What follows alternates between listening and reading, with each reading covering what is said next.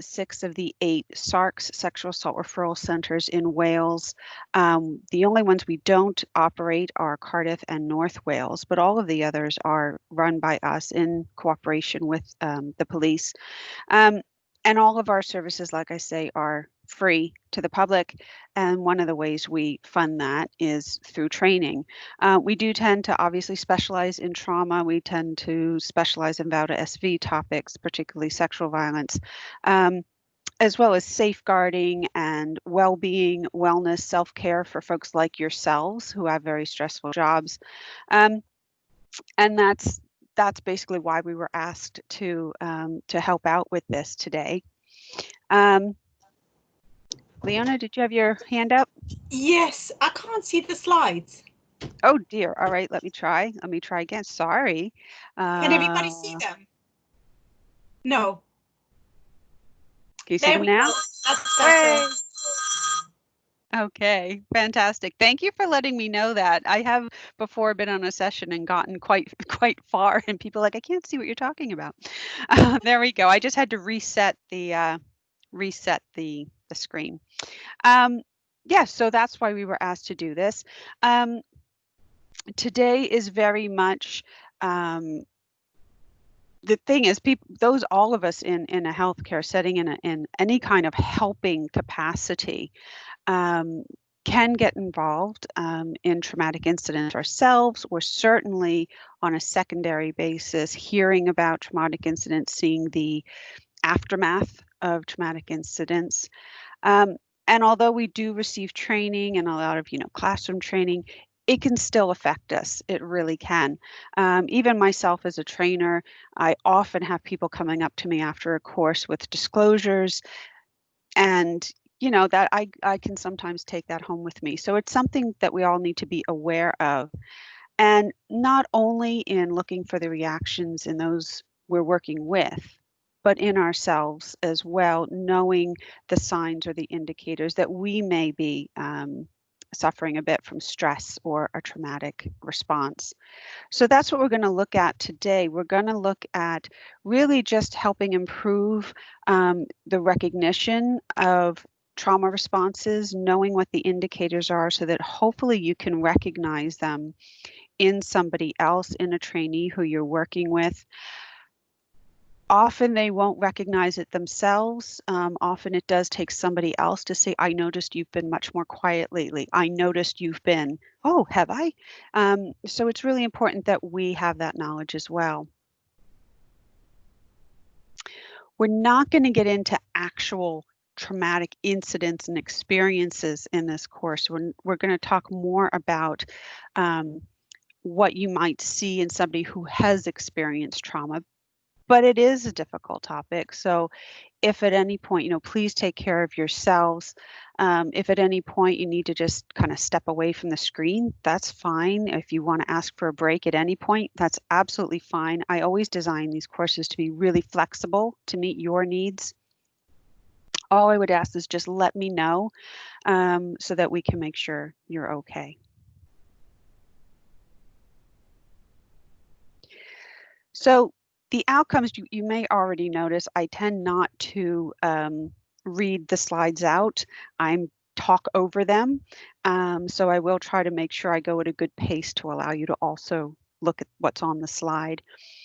But really what the next 3 hours is about is learning to recognize some indicators that somebody may be traumatized, knowing how to work with them so that we don't re-traumatize somebody, knowing some actual techniques. A lot of times people say, yeah, but what can I actually do? So I'm going to give you some tools, very simple, very quick, that you can actually do either yourself or with somebody. And of course, knowing your own boundaries of the level of support that you can provide, and when we do need to signpost to other support and what some of that support is.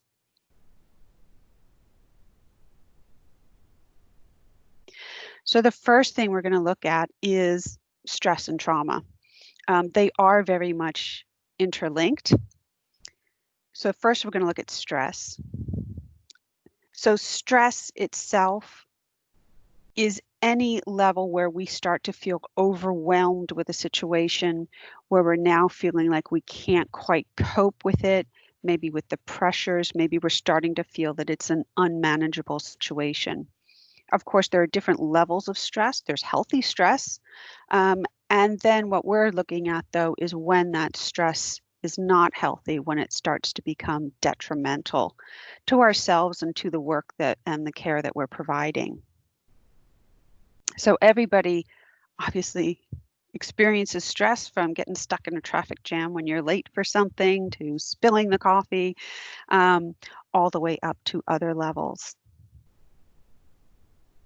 Now, one type of stress is specifically work stress. This is where people start to have an adverse reaction because demands are being placed upon them and they don't have all the resources they need, or the knowledge, or the skills, or the support to be able to cope with those demands. And so we call that, or refer to that, as work stress.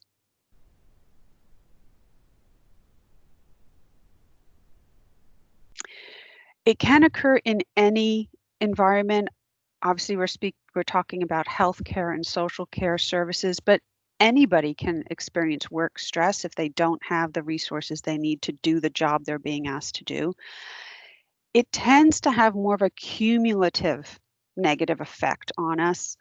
It's one of those things that builds, and that can make it much more difficult to recognize in ourselves. Usually other people will notice in it before we notice ourselves. And it does account for about 40% of all work-related illness. So people being signed off with stress, people needing to take more sick days perhaps than usual. There are lots of articles in the mainstream now about how stress can affect you physically as well as mentally and emotionally. It makes us much more susceptible to illness, much more susceptible to things like back injury, back pain, headaches, that type of thing. So it's a very real issue that needs to be addressed.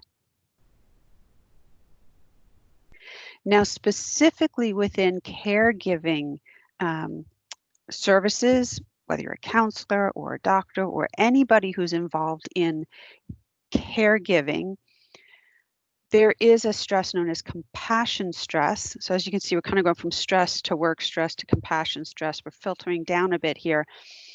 This is a stress that comes about from helping or wanting to help somebody who's in need of support and they are going through a really tough time. It can take more of a toll on us than other forms of stress. Some people call it the stress of caring too much. Some people call it the giving stress.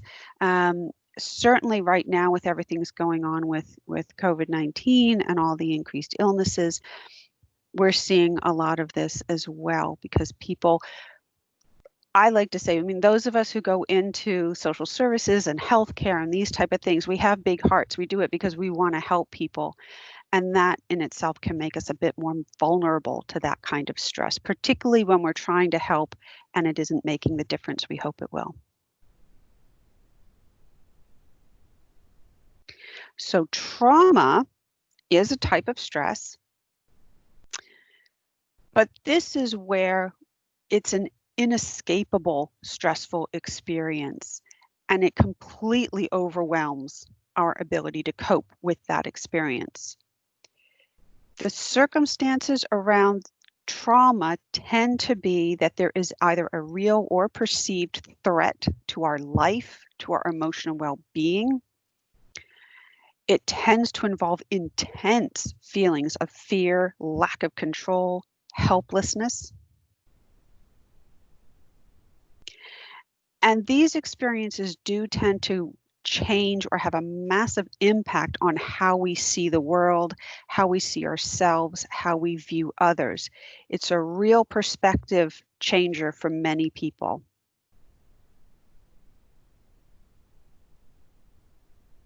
Now, there are two kinds of trauma.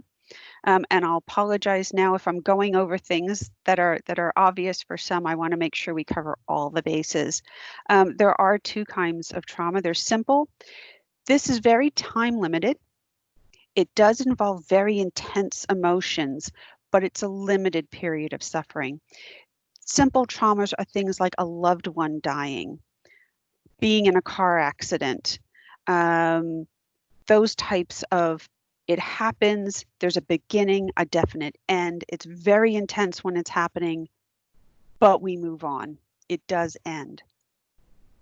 Complex trauma tends to be situations that are more repetitive, they're prolonged, they're cumulative in their impact.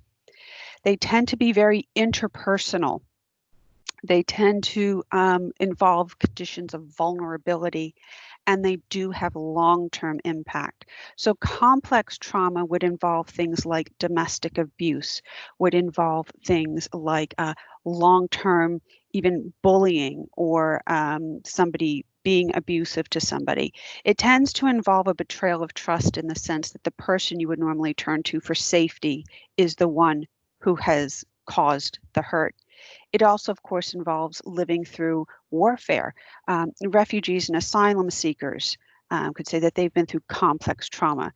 It may have a definite beginning, but there is no definite end, unlike simple trauma.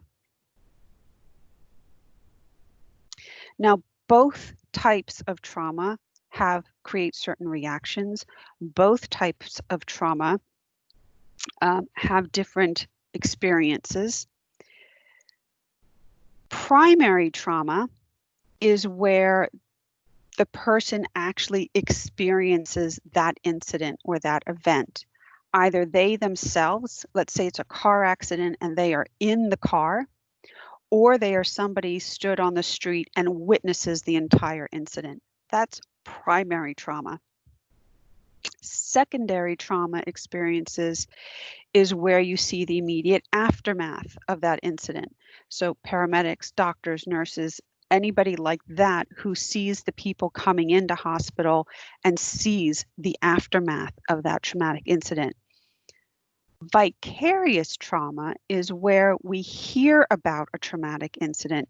So tends to be more with counselors. This is a big issue for counselors. If it is a GP or somebody talking to somebody who's telling them about maybe an incident that happened. It also can happen when we're supporting loved ones or colleagues and we're letting them tell us about the incidents that they've had. So that's called vicarious trauma. All three of these can be experienced. All three of these very much have an impact on us.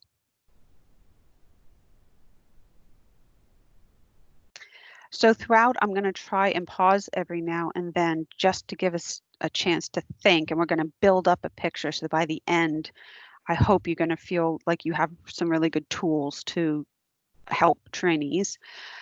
So the first thing I'd like you to think about, I just want to take you a few minutes just quietly on your own to think about what types of trauma your trainees experience.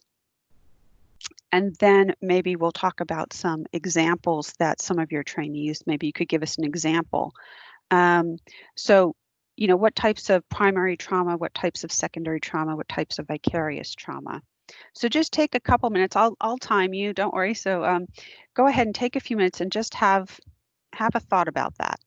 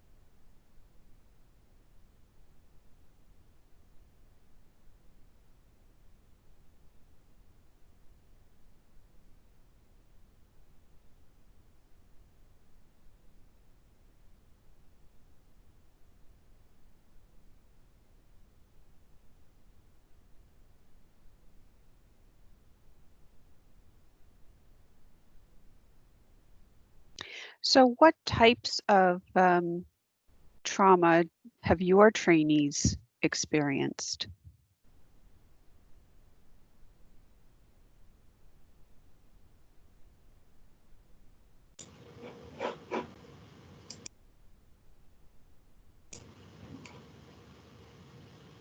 Anybody? Go ahead, Maya. Yeah, I think during COVID, our trainees have experienced probably all of these. They've witnessed patients who've come in and been very unwell and died, some of them unexpectedly. There seems to be no end to it, and we're all gearing up for the winter pressures. And everybody's got stories that we've heard about people who've been particularly badly affected, or colleagues who've been affected. So that's vicarious as well. And I think the other thing, we tend to think about our trainees' professional lives, but they may also have these traumas going on in their personal lives. We've had trainees who've had abusive relationships. Mm-hmm. Thank you. Anybody else? I think, Ian, you have your hand up.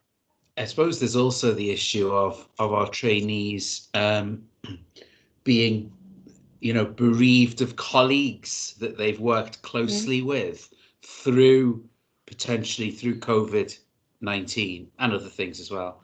And obviously that being very traumatic and that being very new as well over the last couple of months, because we're all aware of colleagues within South Wales even who we've lost over the last few months.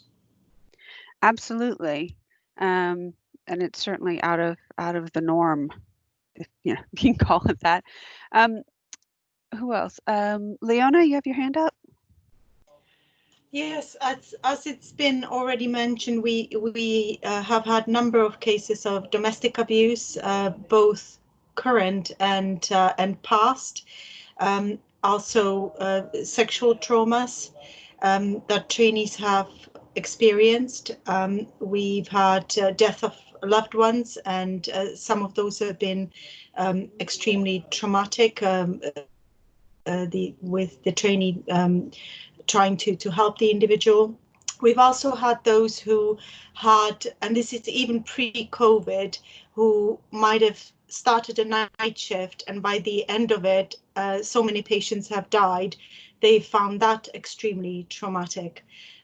So there are many, as you described, kind of primary traumas that trainees sometimes describe, but something that I've been acutely aware of is that kind of vicarious traumas, and some trainees call it sliming, which is a horrible word, but it's that kind of sharing the experiences from work and so on.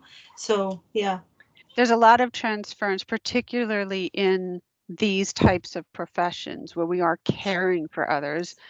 That, I can see where that term would come from. I'm assuming it's from the Ghostbusters, where you get slimed by, somebody else's emotions, and it just overwhelms you and you get sucked into their emotions. Absolutely. So yeah, there's a lot of that type of thing as well. Michael, you have your hand up? Oh, can't unmute your microphone. We can't hear you. Sorry. I thought there we go.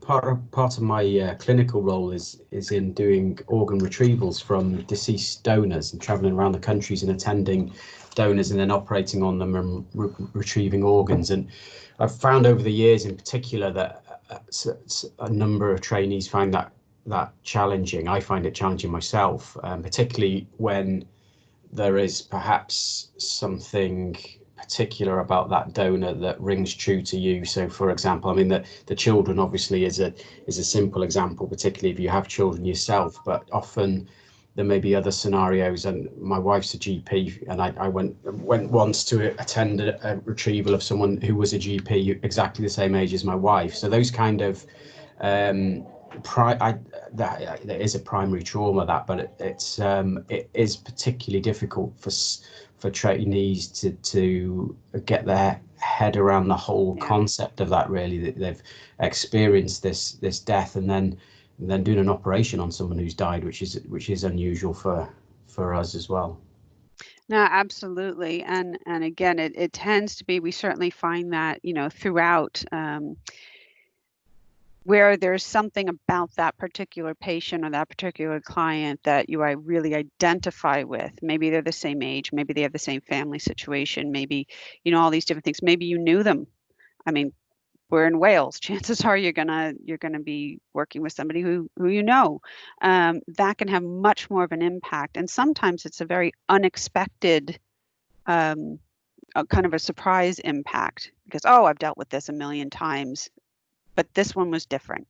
So it's being aware of that. Meyer, did you want to say something else? I see your hands up. Yeah. Yes, I was just going to ask a question. I was thinking when you were talking about trauma being simple and complex, and you talked about bereavement being simple, but we've had a couple of trainees who have found it extremely difficult to deal with the bereavement, and the after effects of the bereavement often goes on for many years. Thinking of one trainee who lost a child, and we were sort of 5-6 years down the line, and this was still causing him a great deal of difficulty. So can bereavement become complex as well as simple? It could become complex, and I think what the simple versus complex talks about is the event itself. So the loss of a child, the loss of a loved one, even the loss of a pet. It's done. It happens. There's a big. It's a set event. The event itself doesn't continue. The effects of that event may continue for a very long time and may have devastating impact. And we're going to talk about some of the impacts of those events. But the event itself is kind of a once and done thing. Complex trauma is where it's over and over and over and over, like in domestic violence. It isn't just once, it's lots of times. And so when we're talking about simple versus complex, it's talking about the actual event itself rather than the effects of the event. Does that make sense? Yes, I understand that now. Thank you. Oh, great. Sorry, just checking the chat. Anybody else? Leona, did you want to say something else as well? I see your hands up.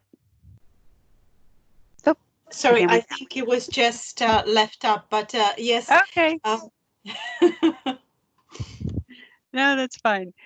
So thank you for that. So yeah, so some of the things of, some of the examples that you gave, the experiences themselves, it could involve experiences outside of work that involves a family member, like some of you mentioned, reminders or comparisons to a family member or an experience they themselves had, the illness, the death of colleagues, unexpected deaths of babies, children, young people.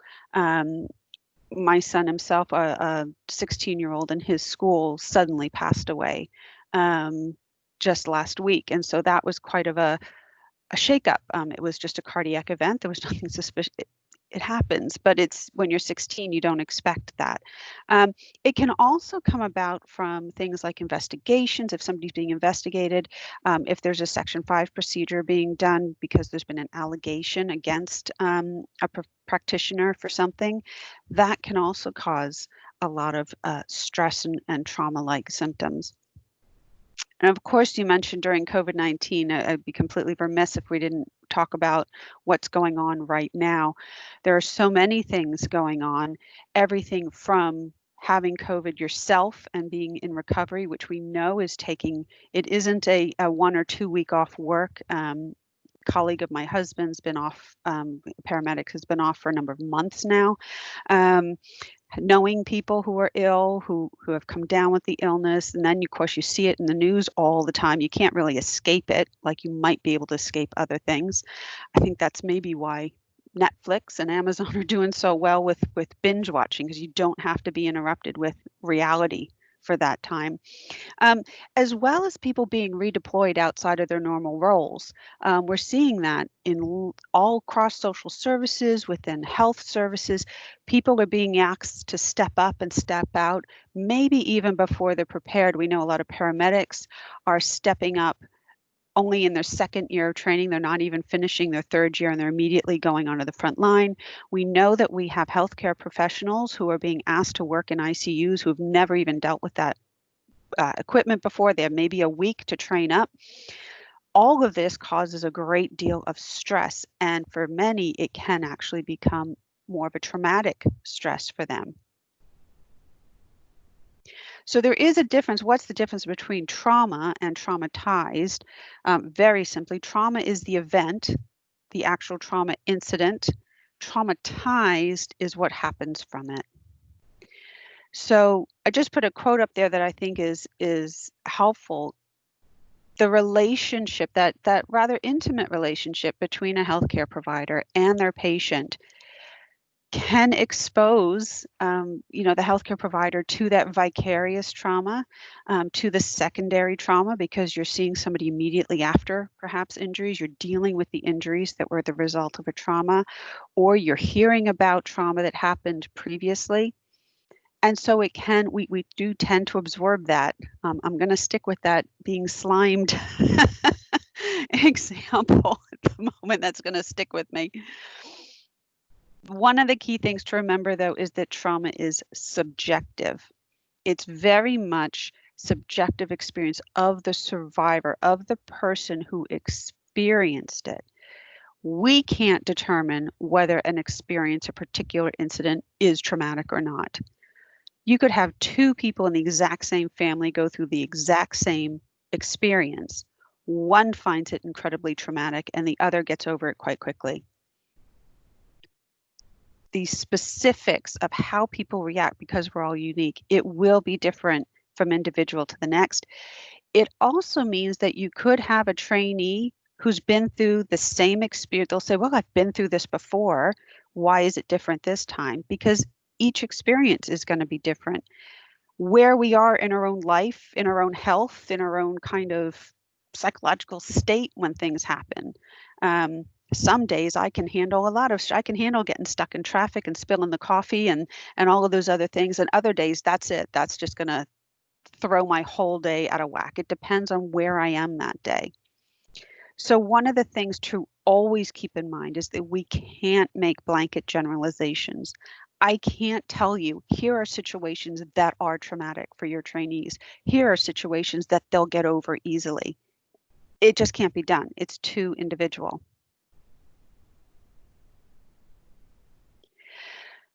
Many people experience trauma. Many people have experienced the death of a loved one. Many people have been in an accident of some sort. But when the person continues to be affected by that experience, that's when we say they've been traumatized. I know some people sometimes use the term traumatized in a very kind of loose way. Oh, the crowds at Tesco were a nightmare. I was completely traumatized by that experience. No. Traumatized really does mean when you are significantly impacted by an experience after that experience has ended. So there's a difficulty, and people who have been traumatized kind of differentiating between past and present. There's also some aspect of that trauma experience that they are still experiencing now. So there are different types of traumatization. They're all slightly different. Again, the trauma is the event. What we're now talking about is the impact or the effect of that event. So one type of traumatization is labeled burnout. It's a very generic term. Originally, it was coined back in the 70s to refer to mental health workers who just, after giving and giving and giving, that was it. They were kind of done. Now it tends to be defined as a syndrome where you have emotional exhaustion, your depersonalization, you have reduced personal accomplishment. And that's often in people who do kind of the giving work, the people work. It does not necessarily include a traumatic element or PTSD-like symptoms, but it is something that's cumulative and that we need to be aware of. Now, within healthcare, compassion fatigue is another type of traumatization, and that's where people suffer from that emotional overwhelm. So it can involve elements of burnout and secondary traumatization and vicarious trauma. So it is sometimes used interchangeably with those, but it's where the person is now becoming overwhelmed with that emotional aspect of caring for others.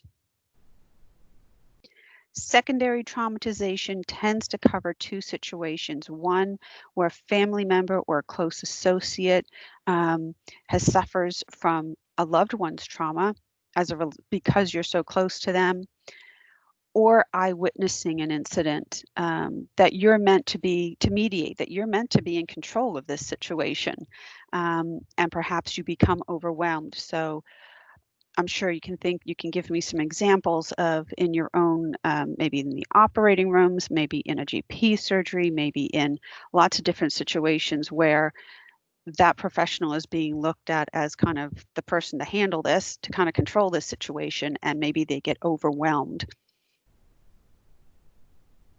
And finally, there's vicarious traumatization. This is, again, it's common. It's a natural reaction to working with people affected by trauma. It tends to refer to people who are impacted personally by working with clients who have experienced trauma and are traumatized. And again, this tends to be a cumulative impact. It tends to build up over time.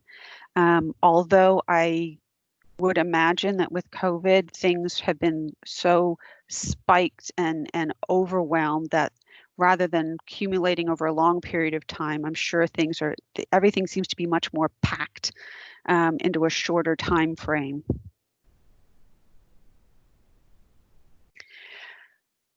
So we've mentioned actual trauma is the types of event. We've talked about the impact it can have and kind of how we label those. I am going to go over just briefly the brain. Kind of things like, here's your brain, here's your brain on stress. So very quickly, we've got the brain stem. Normally, this part of the brain controls all the messages that are going between the body and the cortex, and it controls all of those life-saving things, our breathing, our blood flow, our heart rate, our blood pressure, consciousness. Are we awake? Are we sleepy? Are we hungry? All of that sort of thing.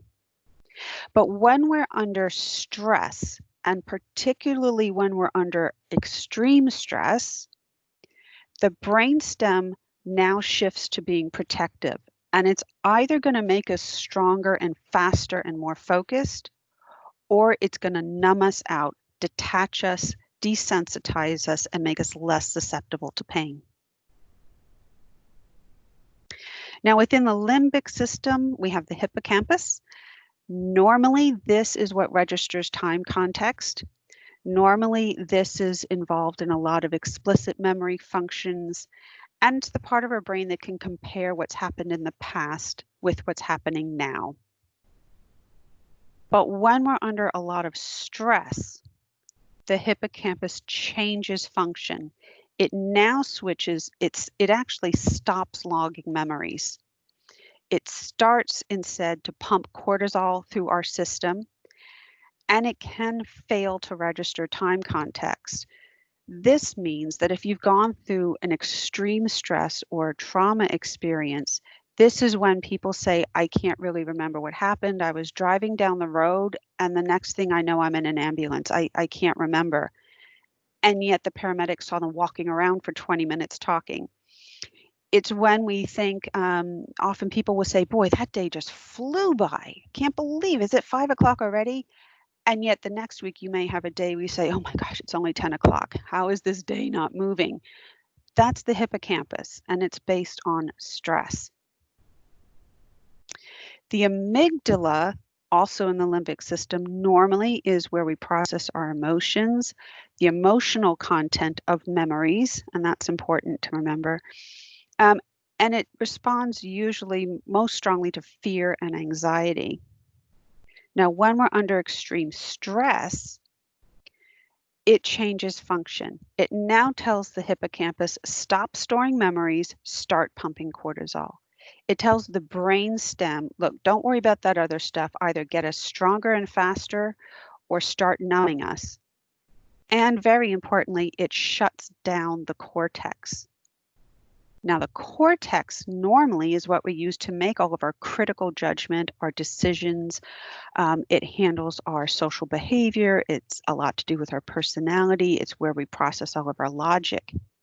But when we're under extreme stress or trauma, the amygdala says, shut down. It takes too long to do all of that. So the cortex literally stops functioning. Your thinking, your decision making is either impeded or prevented. This is when we say, I can't, my mind just went blank. I can't think straight. One of the indicators for myself that I'm starting to get under stress is I start not being able to think of the word I want. Walking into the kitchen and thinking, oh, what was it? What was it I wanted to do? When that starts happening, that tells me I'm getting stressed. My cortex is starting to shut down. All of these are really important for us to be aware of in ourselves and in others, because it means that if we're under a very stressful situation, we are going to react more instinctively than logically. That if you are dealing with a patient or somebody who's been through, say, a car accident or a very stressful experience, maybe they've been mugged, maybe they've had a horrible thing happen to them, a lot of times people will say, well, think now, what happened? What did he look like? Tell me what happened. And they say, I can't remember. Of course you can, just think harder. You can't, because the hippocampus, something that maybe took 30 seconds feels like it took 5 minutes or half an hour. Your sense of time just goes all out of whack. And so what we try to do then is look at other senses. Can you remember smelling anything? Can you remember hearing anything? Those types of questions. I'm going to pause there, but before I do, I just want to say, while we're having just kind of take like say maybe a 5-minute break or so, just to stretch and get your eyes away from the screen for a few minutes, do think about in yourself, what are some of your little flags that you're getting stressed, that you're starting to become overwhelmed? Is it that you start forgetting to eat?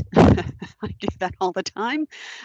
Is it that, you're trying to talk to people and you just can't think of words, getting that kind of brain fog? Or are there other more physical indicators to you that you're getting stressed out, that things are starting to overwhelm?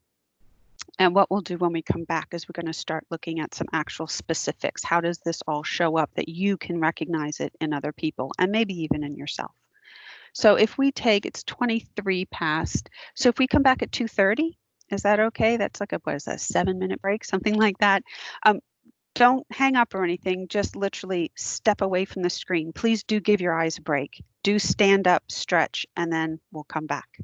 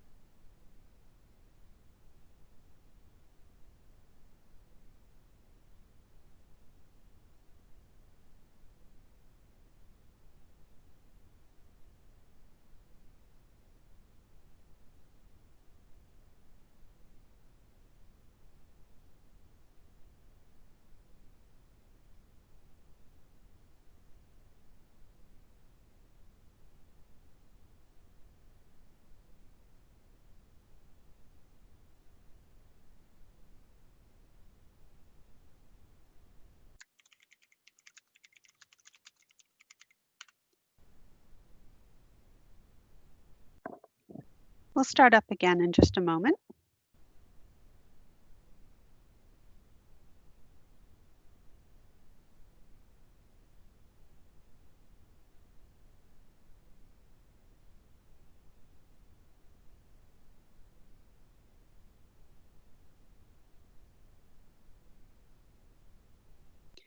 So it's 2:30. We're going to get started again. But before we do, were there any other questions or comments before we move forward? Anything else? Anybody want to contribute at all?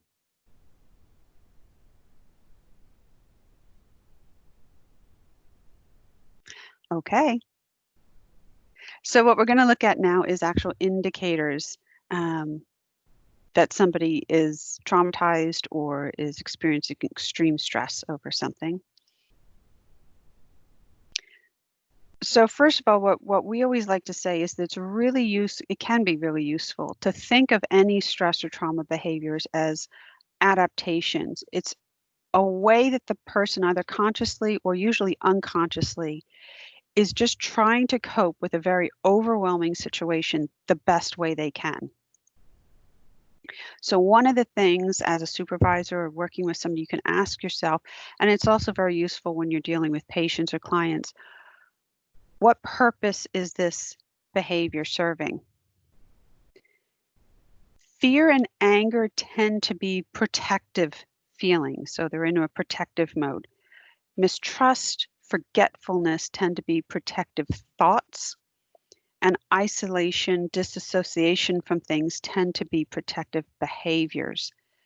So not everybody, again, we talked about how it's so unique for every single person, so I can't give you a set, this is what you can expect. Now, there are a number of responses to threat, to stress, to trauma. Whether it's real or whether it's perceived doesn't really matter to the brain. It's going to have us act in certain ways. All of these ways are involuntary. Okay, we're not choosing to do this. They are completely instinctual. They are completely normal and natural reactions to a certain situation. Now, I'm sure most of you heard of fight and flight. That tends to be the one everybody says, but there are a number of other responses or reactions to these situations. So of course you do have the fight mode, you have flight. We have one called friend or flow, and this tends to be where if you know somebody who giggles or starts laughing or smiling or smirking when they're in a stressful situation. When they're scared, they may laugh. When they're nervous, they may laugh. This particular photo, if you can see it on your screen, is a young man who's been put in prison. He's got two guards yelling in his face, absolutely screaming at him. And that's his expression. He's just smiling. We think it's a way for the brain to say, hey, you know what? I got this. It's okay. We smile to kind of convince ourselves that it's okay. I can deal with it. Another theory for this response is that you're trying to make friends with the threat. So look, I'm a friend. You don't have to threaten me. You know, we're buddies. It's completely involuntary and the person can't control that. Of course, we have the freeze response, and this is where your whole system just literally freezes. I've had people explain it to me. Somebody said they got to the top of the stairs and they literally couldn't move. They knew they couldn't move. They knew what that was happening, but they still couldn't get out of that for a few moments. Flop or flow is where it's sometimes easier to think of a little kid when they get really stressed or upset, they just flop onto the floor in a dead weight in the middle of Tesco. It's just you completely try to remove yourself. Your body goes completely numb. In this case, in the picture you have there, it's a student who's become overwhelmed, so they just pull the hoodie over. They just want out. They just want to hide away from everything. It's also in domestic violence and sexual violence. We see this a lot in people in people where they go into flow mode. So it looks like they're going along with what's happening to them, but their brain has decided the best way to survive that attack is to not fight it. Just let it happen And so they just relax, they just kind of fall back, and they try to kind of just disassociate what's happening, because that's the best way to live through it. Remember, your brain, it isn't as concerned about you not getting injured, it's just concerned about you living through the experience. So we do tend to see that a lot with sexual violence and domestic violence. PTSD then is a bit separate from those 5 responses, but that's something that can then happen going forward. That's where you've had something really extreme that now severely affects you in an ongoing way. So what could you see, though? It's one thing to know what the different responses are. How can you recognize it? So if you're working with somebody and they start going into a fight response, these are some of the indicators. Things like they start glaring, agitation or fidgeting, tapping their foot on the ground. That tends to be an indicator their body's getting ready to run. Or they start kind of broadening their shoulders. They start doing, I don't know if you can see me, but putting their elbows out, making themselves bigger. That's getting ready for a fight response. Tightening their jaw, grinding. You see those little muscles in their jaw working. These are all possible signs that their body, their brain, is starting to put them into a fight response and get them ready for that.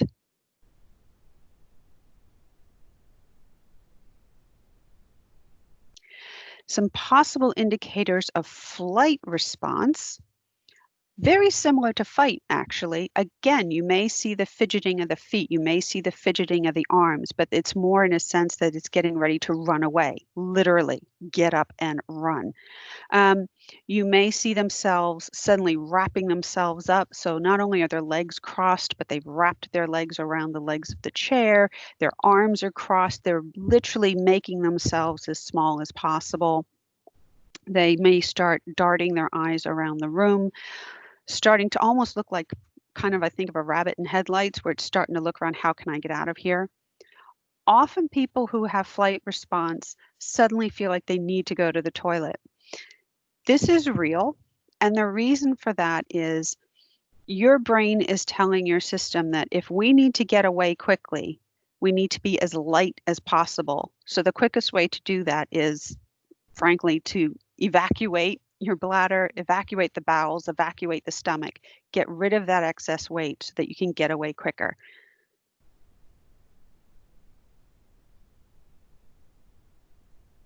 Possible indicators of a friend response.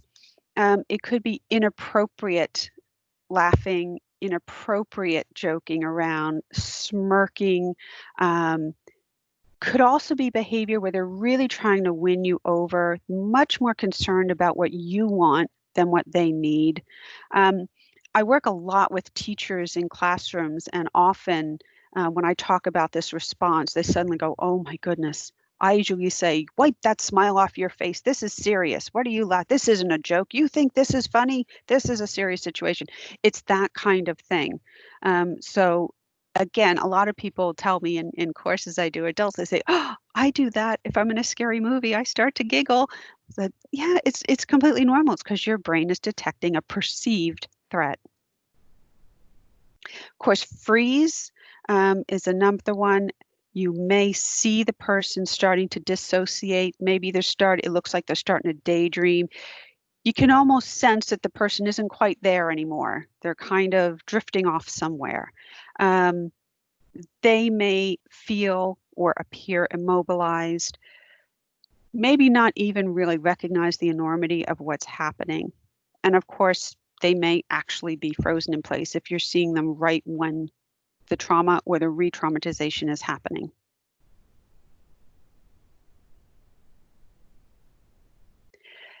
The flop response or the flow response is just that. They go floppy, very submissive, will pretty much do whatever you tell them to do. They will bend to the will of others, really make no protest to what's going on to them, what's happening to them. They just go along with it.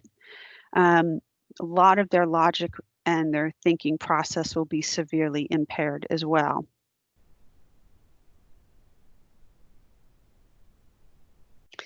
And finally, for PTSD, there tend to be 4 types of symptoms. So the person may tell you that they're experiencing nightmares, flashbacks. You may notice that they're avoiding certain situations, certain places, to the point of actually going out of their way to avoid those places, pardon me, or those people. They may have, there may be some real negative changes in the way they think, the way they believe, the way they are acting in their roles, the way they're doing their jobs. And you may also notice hyperarousal. So maybe they're especially jumpy, they're especially startled, sudden outbursts that are very out of the norm for that person, or they say that they really have difficulty concentrating, particularly if they're working with colleagues in a situation. You notice that they're not concentrating as hard as they need to.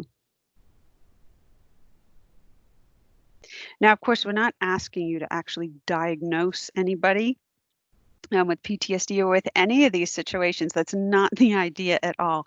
We're just giving you some indicators that can make you think, is this person under trauma? Is this person experiencing stress before going on? So one of the things I want you to do is think about a stressful experience, just a normal one, like you're stuck in traffic and you're late for a meeting. And classically, you're stuck on the M4, you're sitting there, things aren't moving.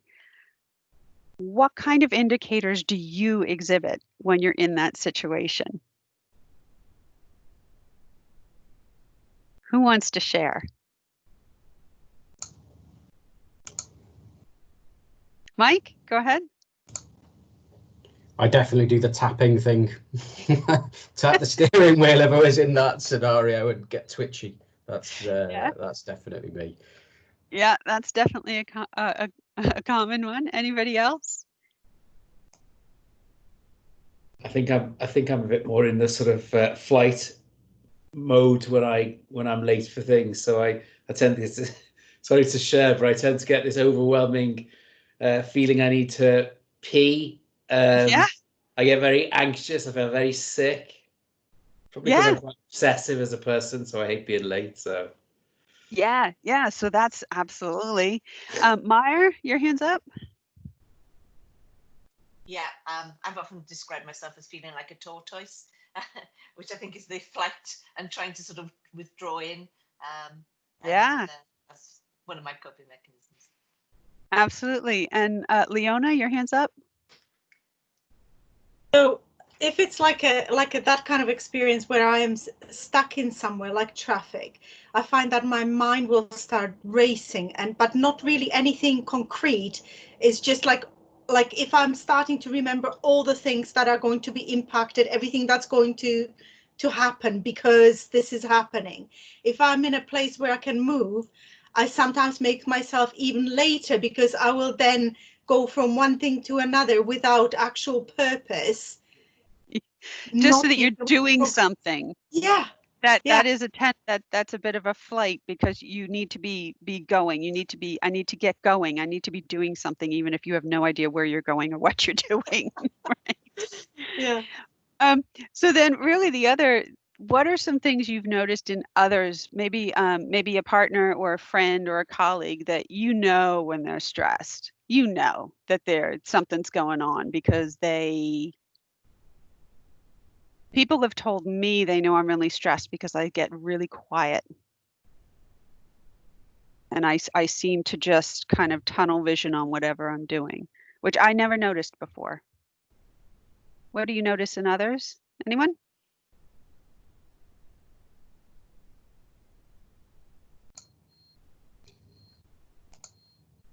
Meyer? Or Mike? Anybody? Go ahead. Yeah. Talking more loudly, shouting, not able to concentrate on the task in hand. Yeah. Mike? I have a colleague who physically shakes when he's getting stressed. It's usually time to leave the room when that happens. But okay. Yeah, that's definitely a physical one. Leona, what's your hand up? Being really negative about everything. Yeah. and everything is a yeah, but it's that kind of a, and there's no positivity whatsoever. Mm-hmm. Anybody else? Anything you've noticed in others? Yeah, I mean, all of those, absolutely. When we're stressed, like I say, one of the other things I notice when I'm stressed is that I can't, I get brain fog, that I can't think of words a lot. I can't finish sentences, that type of thing, because my cortex is starting to shut down, right? So we're losing that logic. We're losing that ability to think logically and plan ahead in a logical way. We're getting more into instinctual reactions. The reason I bring this up is it's important that we notice those things in ourselves as well as in each other. One, so that you can hopefully notice it early before it escalates to the point that you're stressed out, or that you're in a trauma, or that kind of situation. We don't want to get to the point that we're actually in actual fight, flight, freeze, flop, friend mode. And it also can help us notice it in others. The whole point is, when we are feeling one of those reactions, either the feelings or we're noticing the sense, oh, look at that. For me, another one for me, I don't know if you can see my picture, but I squeeze my thumb in my hands. And if I'm sitting at my desk and I look down and I realize I'm squeezing my thumbs, okay, that's time for me to step away, have a breath. What's going on? Because a lot of times we don't even realize what the stressor is. But again, if we can notice it in ourselves, we can notice it in others and help them recognize it, then we can learn how to manage it. And that's what we're going to go on to talk about.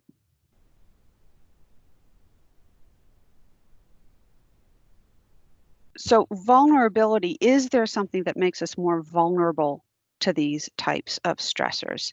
Well, we're all born with the ability to sympathize and even empathize with what other people are going through. But one of the challenges, I would say, is to empathize, but not to the point of taking on that other person's feelings and experiencing. It's like stepping into their shoes without actually tying the laces. We don't want to actually step into that world, but we want to try and understand it the best we can. And that's something we all do in helping services. We want to try and understand what's going on for you so I can help better. We know that staff will be more vulnerable to these types of stress behaviors, to these types of traumatization, if they've experienced a diagnosable trauma in the past, or if they've never really experienced a major hardship. Maybe they've never experienced somebody dying before, and now they're treating people who are dying. Maybe they are currently experiencing some sort of mental health situation. Could be OCD, could be health anxiety. Maybe there's somebody who heavily relies on always being in control of a situation, of always being completely in control of their emotions. And now things are starting to overwhelm. And so the ground's kind of starting to shake underneath them a bit. All of these things can make a person more vulnerable. As well as, like I said, on one day, getting stuck in traffic, I just turn on the radio on and I get to listen to a podcast for longer. Another day, you're just completely ready to jump out of the car and run. None of the experiences that we have, or the characteristics, those things guarantee that we're going to be vulnerable to a certain traumatic incident in the future. So the best we can do really is be aware of their vulnerabilities. You're brand new in this, you've never dealt with this situation before, and know about some of the protective factors, the protective resources that are available to us and to them. And I would say also that it really helps, this will help them provide better care as well to their patients if they can understand all of this.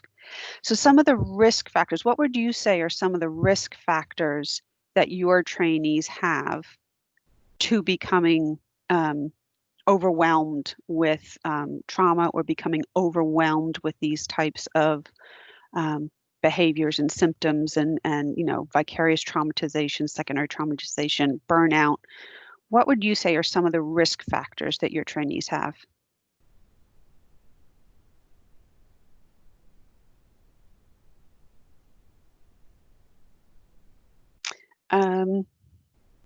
Sorry, who do we have here? That's CH? So I can't. Oh, Christine. Sorry. Yeah, it's me. It's okay. Well, the majority of them fall into one or more of the vulnerable categories.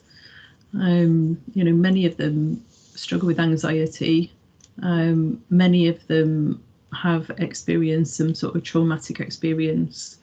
Many of them, not many of them, but a fair few have some sort of domestic trauma, violence that's gone on before. Okay. Or maybe some of them currently.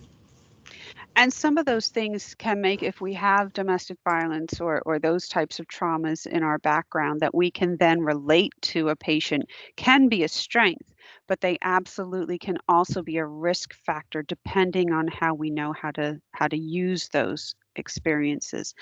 And who else here? Ian, you had your hand up, and then Meyer. Yeah, I think the majority of trainees, they're very driven individuals, aren't they? They're very high expectations of themselves. And when sometimes they fall even slightly short of those expectations, that's when things can, I guess, become problematic. And going back to what I just said about being a bit OCD, I think as a profession, we probably are generally have OCD quite traits. We need to cross the T's and dot the I's and make sure things are just so, because if you make mistakes and trip up, then that's when patients can have harm caused to them, I suppose. Yeah, we have to make sure we've done everything to the absolute best of our ability. Absolutely. Meyer? Yeah. So my comment was much the same as Ian's, in that a lot of our trainees are perfectionists and they do have a bit of OCD, and in general practice, our patients often have very disorganized illnesses and very organized health-seeking behaviors, which they find difficult to deal with. It hasn't followed the flow chart that you learned in such and such course 204 or whatever it is. They're not following the way it went in the textbook. Oh yeah, that can be very disconcerting if things don't meet your expectations. Leona, did you want to make a comment? Yes, I was going to say perfectionism is a big area that we certainly talk to trainees about, but also that kind of a kind of self-beating if things don't go right. So although others might tell you, actually, we learn from our mistakes, this is fine, you reflect and overcome it, that individual will continue going back to beating themselves up about not reaching that or doing that exam or reaching that perfectionism or that picture of perfectionism that they have. So that kind of self-flagellation that happens. Absolutely. And I've got some on the screen here for you as well. You hit on a lot of these. The personal experience, having things going on in their personal life at the time. It could even be that they don't perceive that they have the support of their colleagues or their family or friends. Perhaps they're not using the best coping styles. Perhaps they avoid things or withdraw from things, or they're a blamer. It's everybody else's fault but mine. If you hadn't done that, then I would have, whatever. It can also be, like you said, unrealistic ideals and expectations about what they can do in their role. I used to work with I used to supervise a lot of people who worked in the community to try and address community issues and community problems. And when they first went through starting their job and they first went through their training, honestly, they walked around like they had a cape on their back and they were going to solve all of the world's problems in the first 6 months and everything would be brilliant. And then 3 months in, when they realized nothing was working and these people weren't doing, I have the best advice, why aren't they following my advice? I was like, well, that's the reality now. And of course, being newer and less experienced, and right now a really high caseload of traumatic clients, traumatic situations with COVID-19 if they're involved in those. But we also have a number of protective factors. Now, some of the ones you said, like Leona, I think it was you or Maya who mentioned about, maybe somebody who's experienced domestic violence themselves in their past. Yes, it's a risk factor. They may identify too closely with a patient, but it can also be a strength. So what are some protective factors that you've noticed in your trainees or that you think you could try and highlight for your trainees? They may not realize they have them.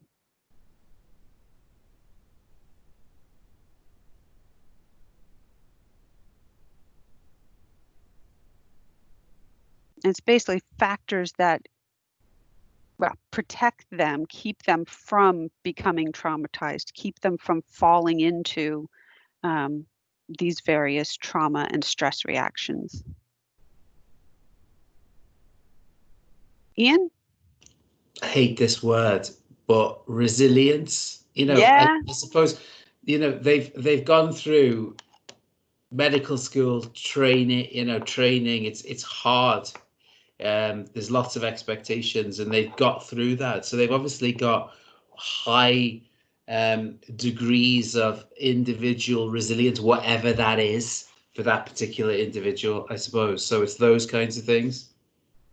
Yeah, and resilience is an interesting one. Over the past, I do a course all about building your own resilience in the workplace.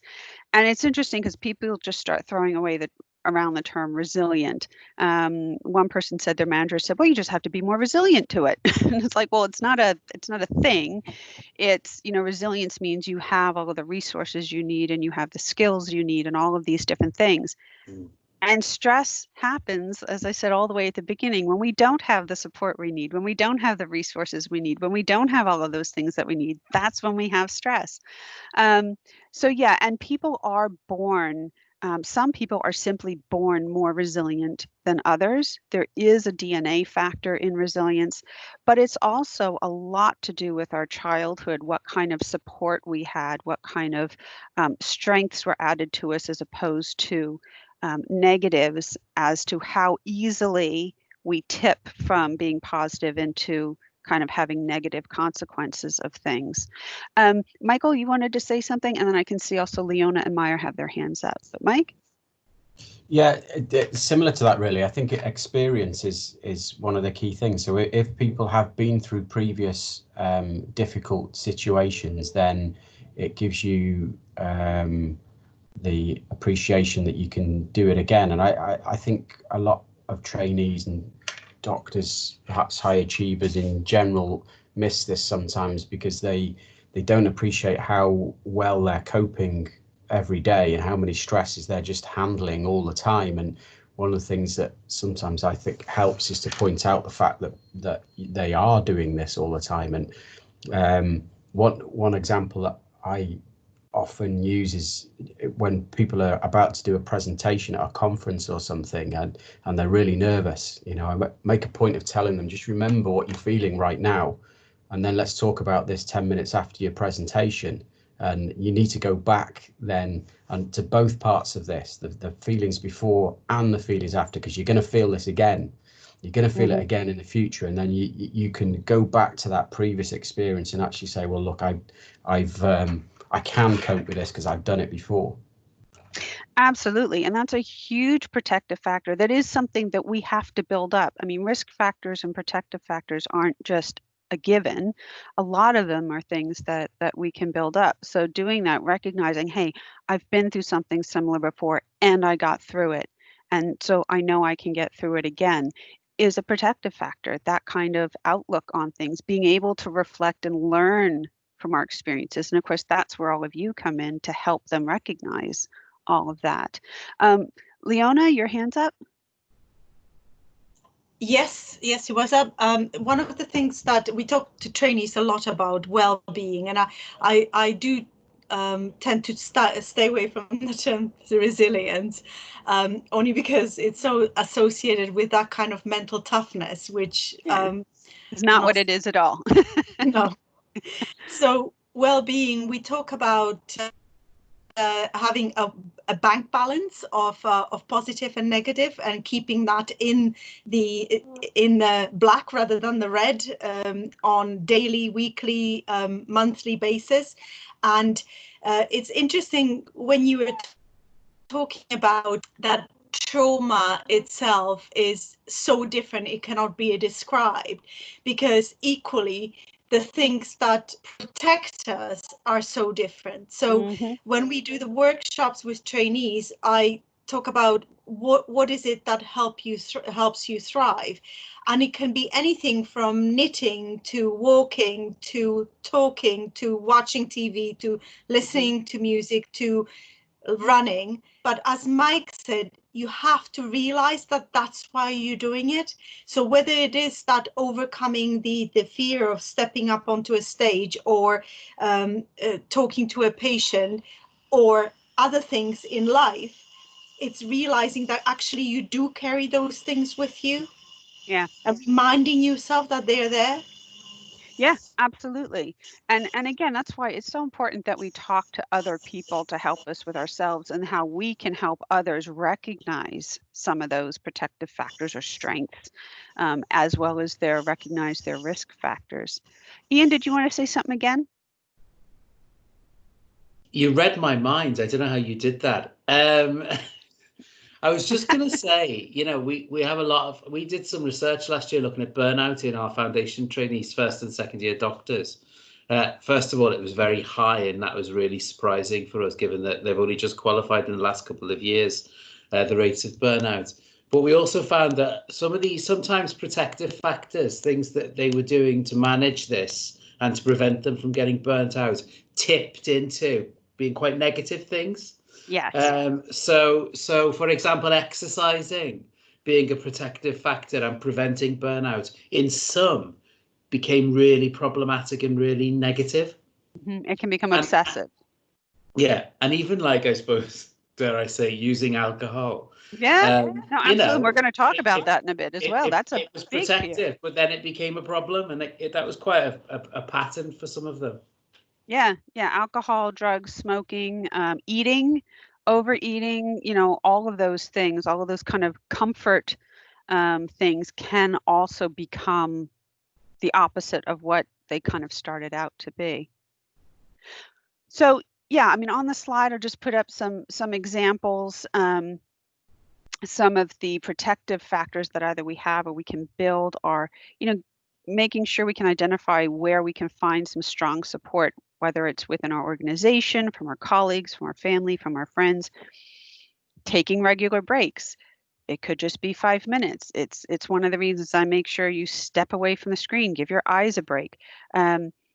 Having something meaningful to do outside of work. If work is everything, it's your end all be all, that can become detrimental. Good physical health, being self-aware, like you already said, it's just experience. The longer you do the job, the more experienced you become, the more confident you'll become.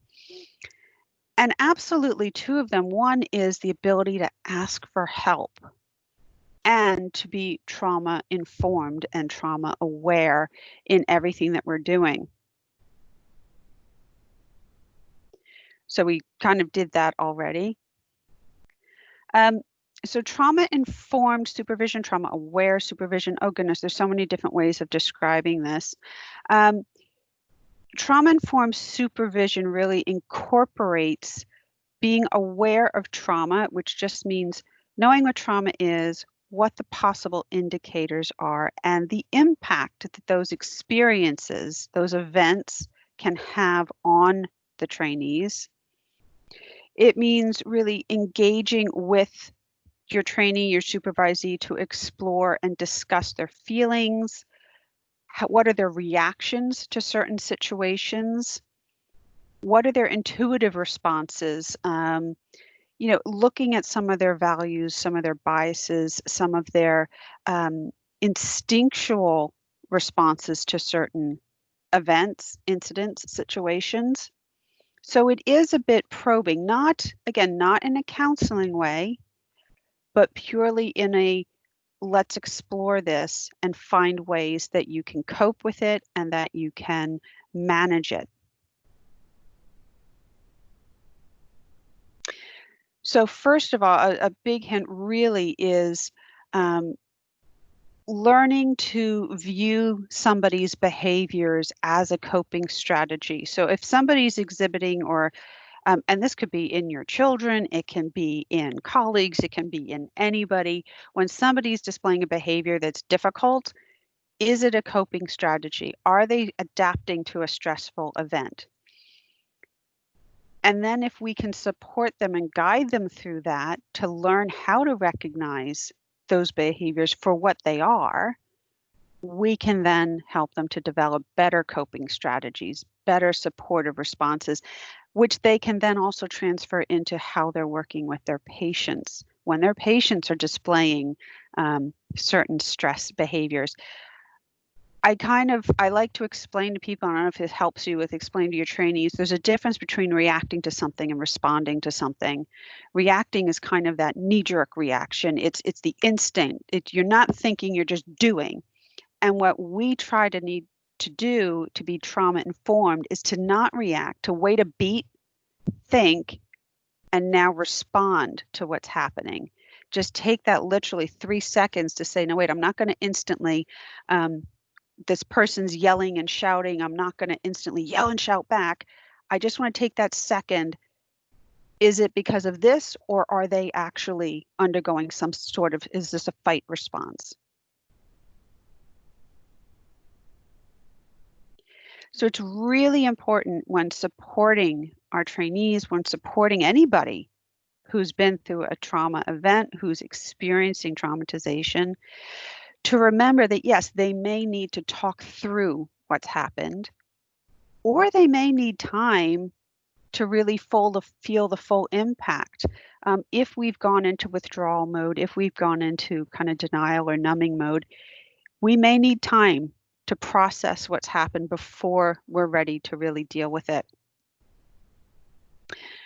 Any kind of behavior that's out of the norm for that person could be a coping mechanism. It could be an attempt at self-protection.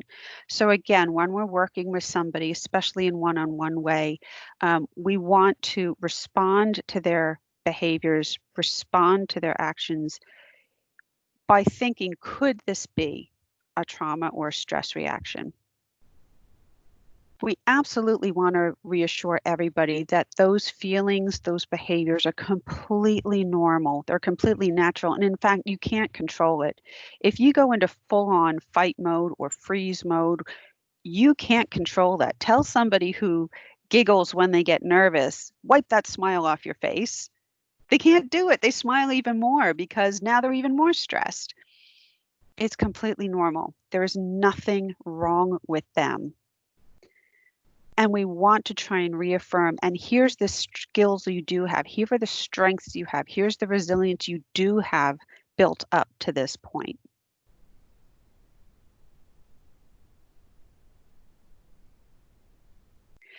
So what I want you to do is, we're going to just take another very short break. We're not going to take a 10-minute break. We'll take like just a 5-minute kind of comfort and thinking break.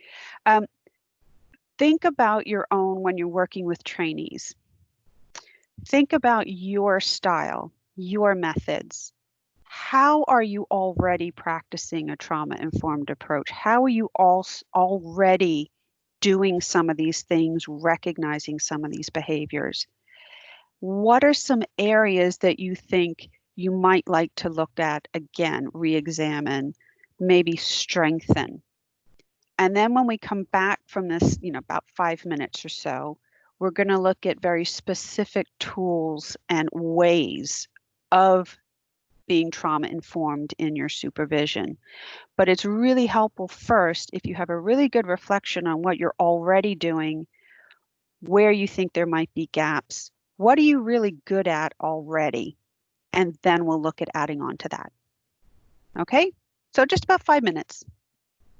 I'll just turn my camera off so that you don't feel like I'm watching over you, because I'm not.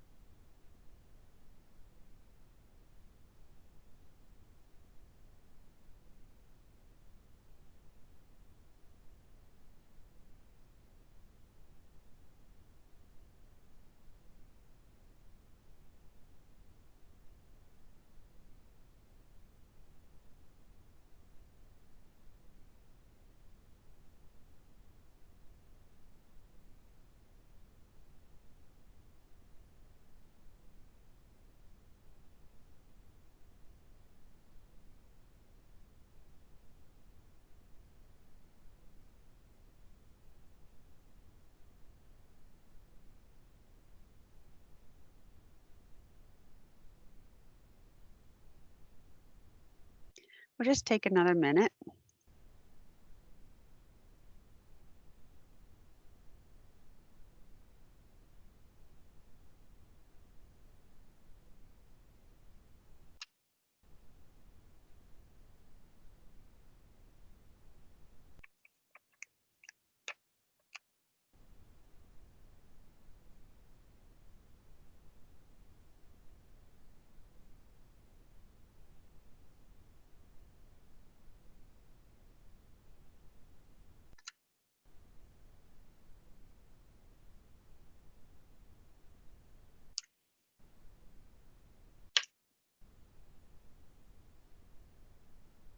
So hopefully everybody's back with us again. So I'm going to ask you to hold on to your those thoughts, that reflection that you did. Just hold on to it for now. And as we go through, hopefully it'll help you pinpoint some things you may want to try, some things you may want to incorporate into your own ways of working with trainees. And then towards the end, we'll have a share. So how do we manage the reactions? We've talked about what the various reactions are. We've talked about how to notice them, what the indicators may be. So seemingly the next logical step was then how do we manage them both in others and in ourselves? So some of the reactions to a traumatic or a stressful experience, some are sadness, could be fear, guilt, disappointment, shame, anger. So they could feel perhaps guilty or ashamed that they weren't able to do more for the person, that perhaps they, in that moment of stress, they forgot. I don't know if anybody's ever prepared for something, and then you get in this situation, your mind just goes blank. That's the freeze response, okay? Your cortex is just completely shut down.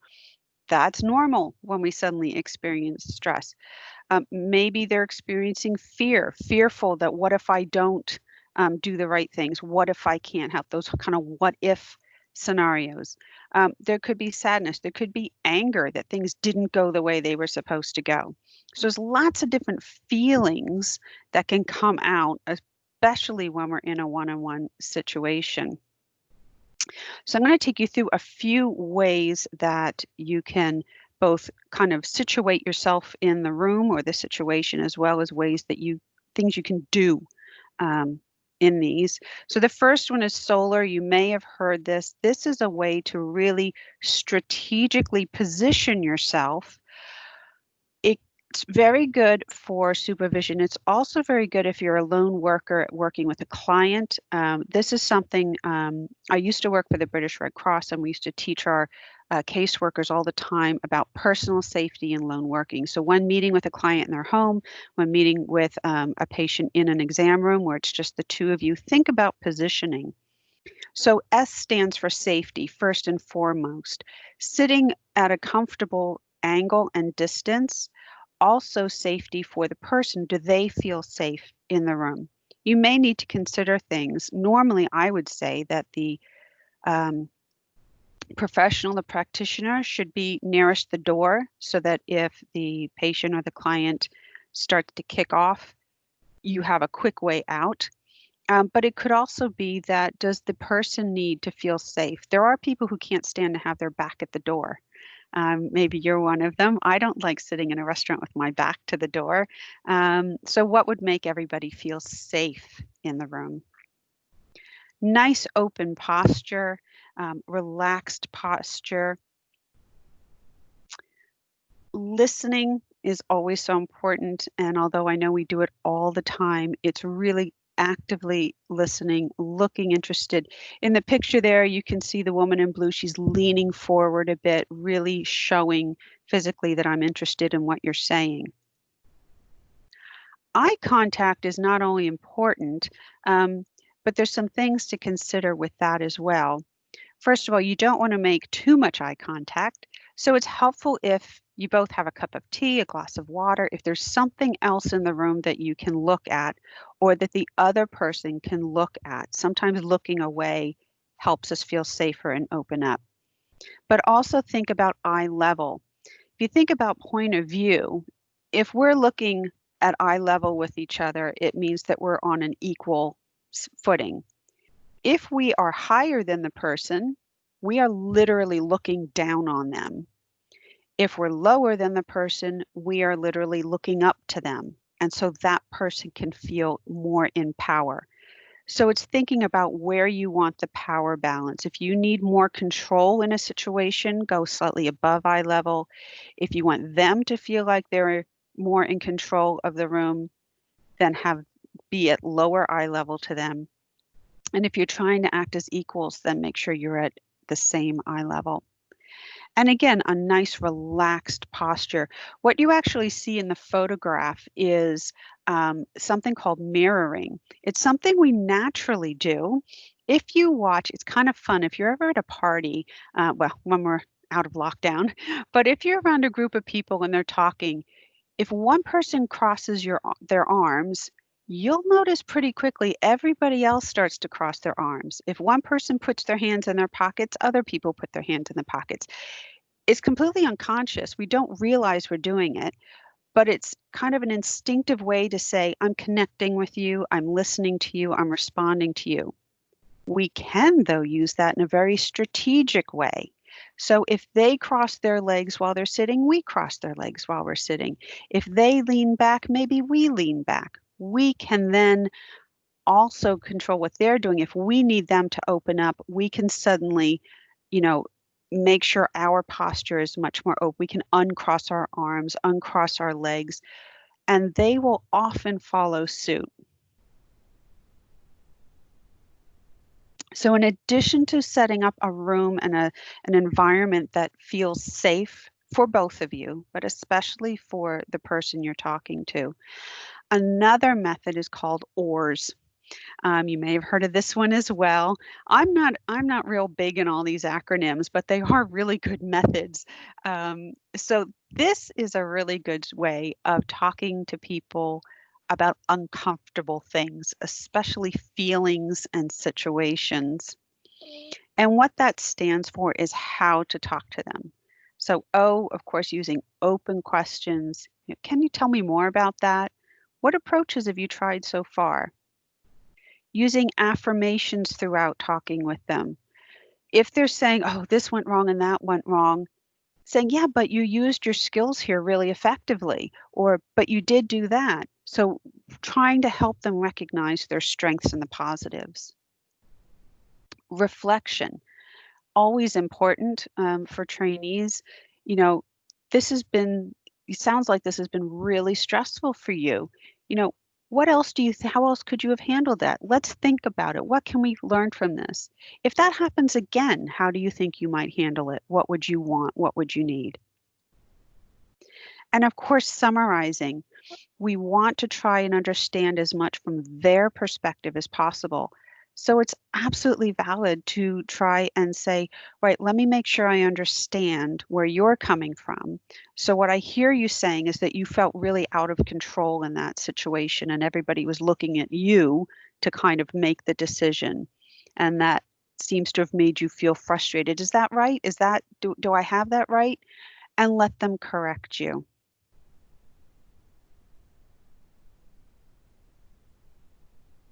This one I came up with myself, quite proud of that. But this is for you. Stay calm. So consider. So there's lots you need to consider. Consider the safety of both of you in the room. Consider, has the person experienced trauma? Are they traumatized? What's their perspective? What are their needs? What are their, coping tactics? Acknowledge, wow, that was a really difficult situation for you. That must have been so stressful. Acknowledge that it's okay to be sad. Yeah. There are some people say, oh, it's okay. No, it's not. That sucked. That's not okay at all that happened. That must be really frustrating. Really acknowledging what they're saying and showing that you understand. Listening, always, the big L. Listen, using those solar to lean forward, really actively listen to what they're saying. And we do need to manage the situation. This is where, again, don't react to things, respond to them.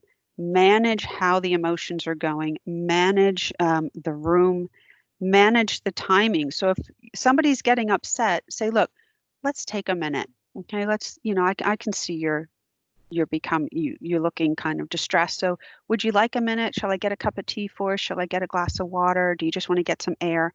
That type of thing. They're going to be looking to you to manage that whole emotional situation. So some questioning you can use. I personally like to actually have some things I can say in case my mind goes blank. So this one is, I know that you've been working with a really challenging case that's involved some trauma. We both know that can expose us to secondary traumatic stress. How has this case affected you? How have you been dealing with it? What can I do to make sure you're getting what you need? These types of questions can help the person start exploring. It also means that when we ask open questions, they have to engage the cortex. And simply by reactivating that thinking part, it calms down the stress parts of their brain. Even the question, what can I do to support you to take care of yourself?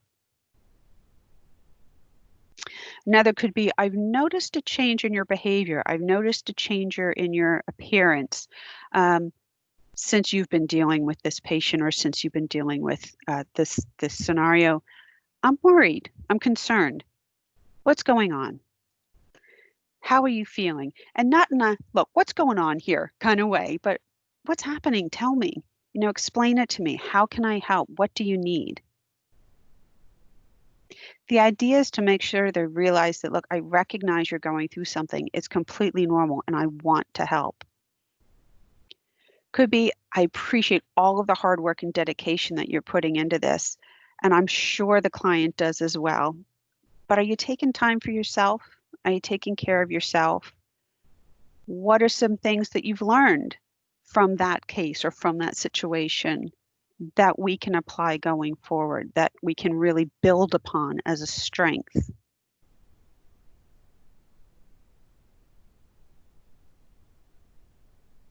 What are some successful questions? Are there any questioning type strategies that you find are really helpful in your experience?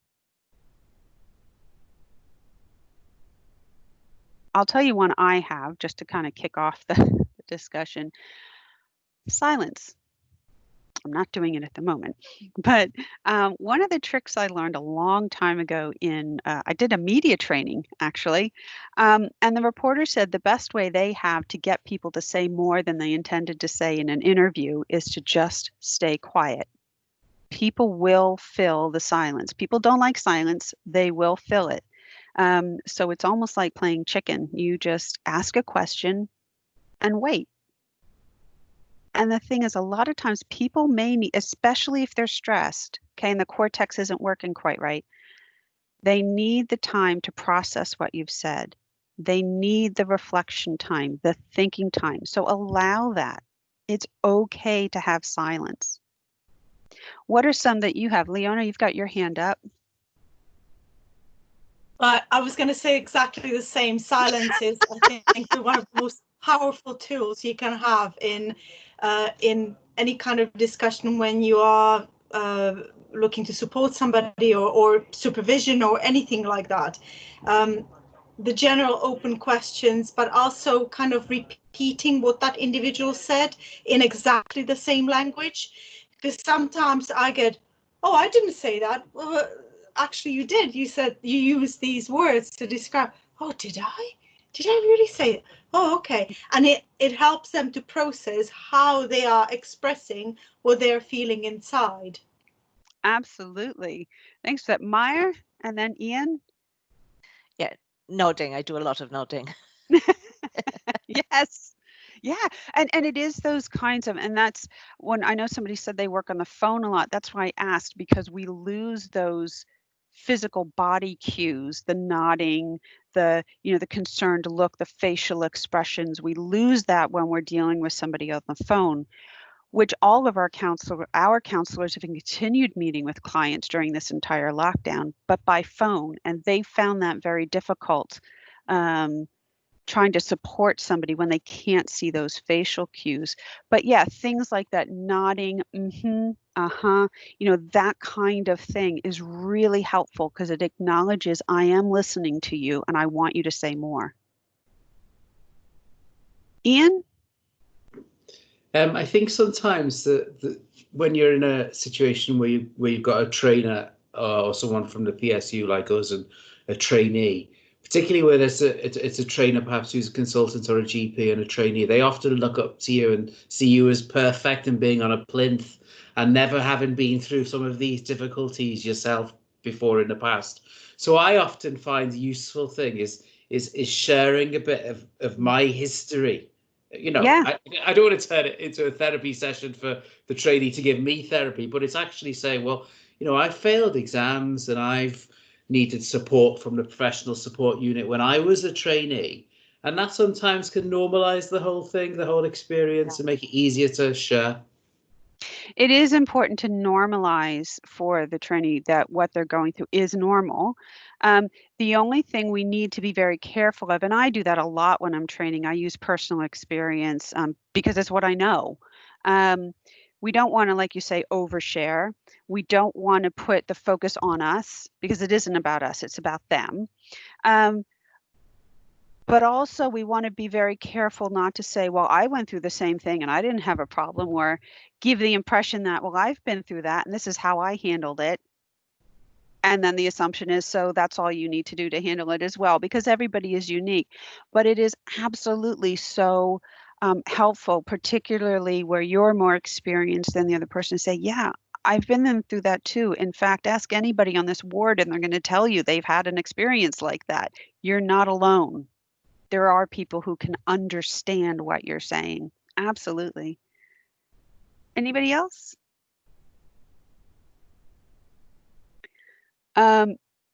Leona's just put a comment in about the phone consultations taking the cues away, but started to notice language more since using phone consultations. Yeah, we need to focus more on other aspects. What words are they using? How are they saying it? What's their tone of voice? That type of thing is just as important. So one of the things we do need to be careful of when we are talking to somebody about a traumatic incident or who has been traumatized by something is avoiding re-traumatizing them while we're talking to them. Re-traumatization happens when a person re-experiences a previous event. Now, this can be consciously or unconsciously. This can happen when there's a trigger. And a trigger can be anything, but it tells the brain, we're in that situation again, quick, react the way we did before, fight, flight, freeze, whatever it might be. Smell is the strongest one. Smells have an amazing power of memory, sparking memories. You may smell something and it's suddenly you're 3 years old again at your grandmother's house or something like that. But it can be anything. It can be a physical space. It can be lighting. It can be imagery. It can even be a date. So if it's an anniversary of something that happened, it can be a time of day, same time of day, same weather. All of a sudden, things are similar. It can trigger. The way the amygdala works is if you have experienced a traumatic event or an extreme stressor, and you went into fight, flight mode, freeze, flop, friend, whatever it may have been, the amygdala will remember that as a way of protecting you in the future. So let's say you meet a really, really angry dog and the dog tries to attack you, and your successful way of surviving that was to run away. The amygdala won't remember all of it. It'll just remember dog and barking. And it'll log that for future reference. That means that a year later, you may be walking down the street and see the same breed of dog or hear that barking, and instantly your amygdala reacts and says, we're there again, run away. Now, it may not be conscious. You may not know why suddenly I feel like I have to walk very quickly, but that's the reaction you have. So you could be with somebody in the room talking about something, and as they start talking about it, or a smell comes through, or there's a sight or a sound, they instantly react. Now, I saw this once about a year ago. I was doing a training with members of Bernardo's, actually, and they were working in the community, and some of them dealt with really strong domestic violence, and they had to basically train police and community members, and part of that training was showing a very explicit video that was real. And we were having tea during the break, and we're eating biscuits. You do chit chat and tea and biscuits during the break. Sorry, I don't have biscuits for you all, virtual biscuits. And the windows were open because it was a summer day. And all of a sudden, 5 of the people in the room froze really straight and looked at the window with fear on their face. And then they kind of looked around and giggled and went, oh, it was nothing, and tried to go back to their tea. And my colleague and I said, whoa, what just happened? Because that was a total, freeze response. What just happened? And said, oh, I don't know. So we said, let's talk about this, because I've never seen something so more clear in my life. And it turns out that in the outside, there were some kids playing. And as they were playing, one of them kind of screamed, like kids do sometimes. Ah!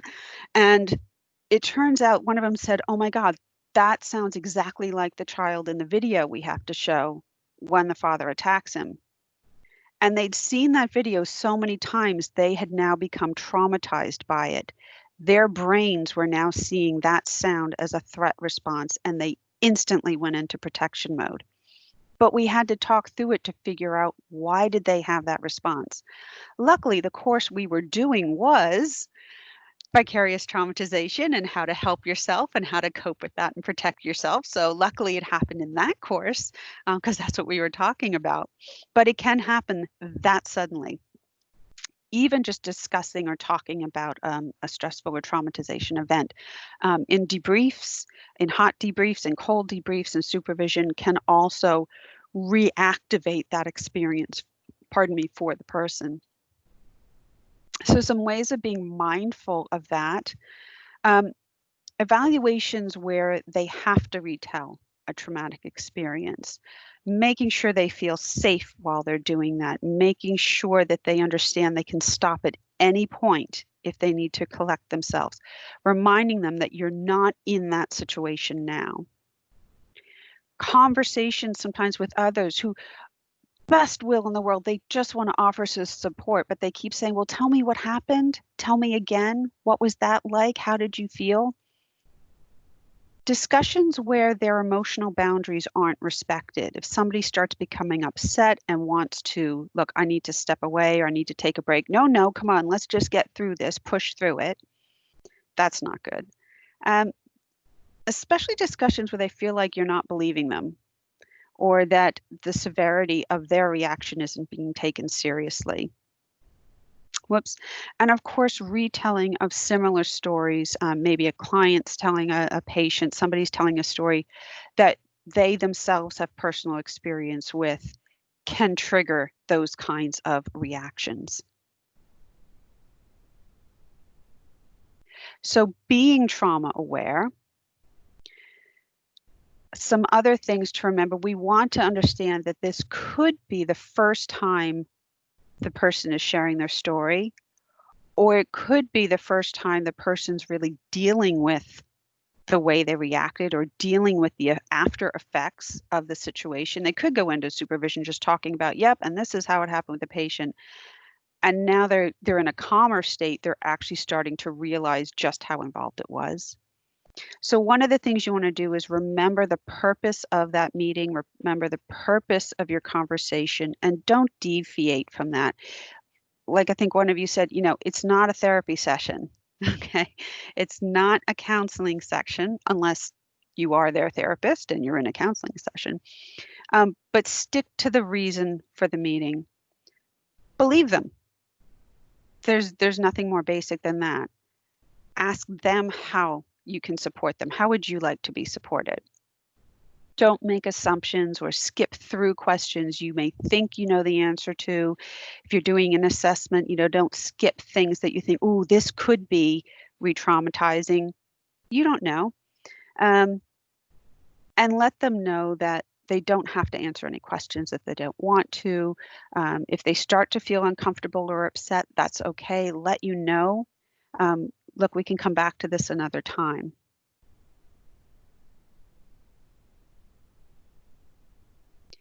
So ways to react, if somebody though does get triggered, if somebody does start displaying those kind of trauma panic reactions, we know that that means that the amygdala is taking over, the cortex is starting, their thinking logical part of the brain is starting to shut down.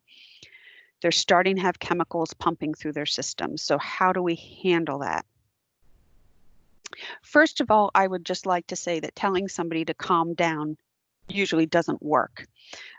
Simply saying, look, calm down usually doesn't work. So I'm going to talk to you about some techniques that you can use with them that they can take away and use for themselves. One group of techniques is called grounding techniques. These are things that we suggest to do that bring you into the present moment. Part of the term comes from an actual practice of going outside in your bare feet in the grass and connecting with the ground, quite literally. Oops, I got those out of order. It's about using our senses, our physical 5 senses, to try and reconnect with what's going on in the moment, in the here, in the present. So if we're starting to flash back, it's bringing us back to now. If we're starting to re-experience feelings, it's saying, but those aren't happening now. This is what's right now. It's very helpful if somebody or you are starting to become overwhelmed or distracted by memories, invasive thoughts, repetitive feelings. And different strategies work for different people. There's no wrong way of using techniques. It's really kind of a process of experimentation to see what works for you. So some cognitive grounding techniques. These are techniques to try and get the brain, the cortex reactivated. Ask very simple thinking questions. What's today's date? Would you like a glass of water? Things that make the person have to think. What season is it? What's your favorite color? What's your favorite something? How did you get here today? Oh, I took the bus. Oh, what route did you take? Getting them thinking about something away from those other thoughts. Asking them, what do you need right now? What might help you? Where else would you like to be right now? Again, it's all about thinking.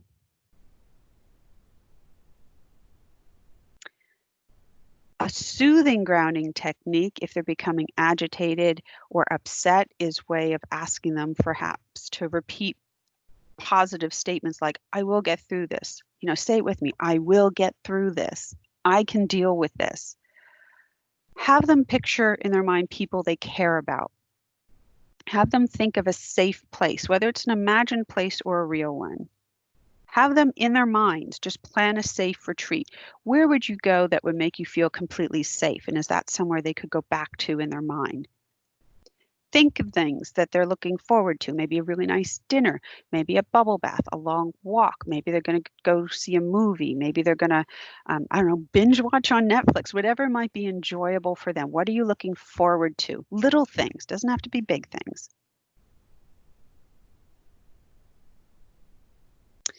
Physical grounding techniques are ones that actually use the senses. This is a very popular one. You'll see it on Facebook and Instagram and all over the place. Schools use it a lot. Our therapists at New Pathways use this a lot. And it's based on your hand. You've got 5 fingers. Everybody always has a hand with them. And what you do is name 5 things you can see around you. Now, it could just be quickly looking, saying, let's see, I see a lamp, I see the Wi-Fi router, I see my mug, I see my phone.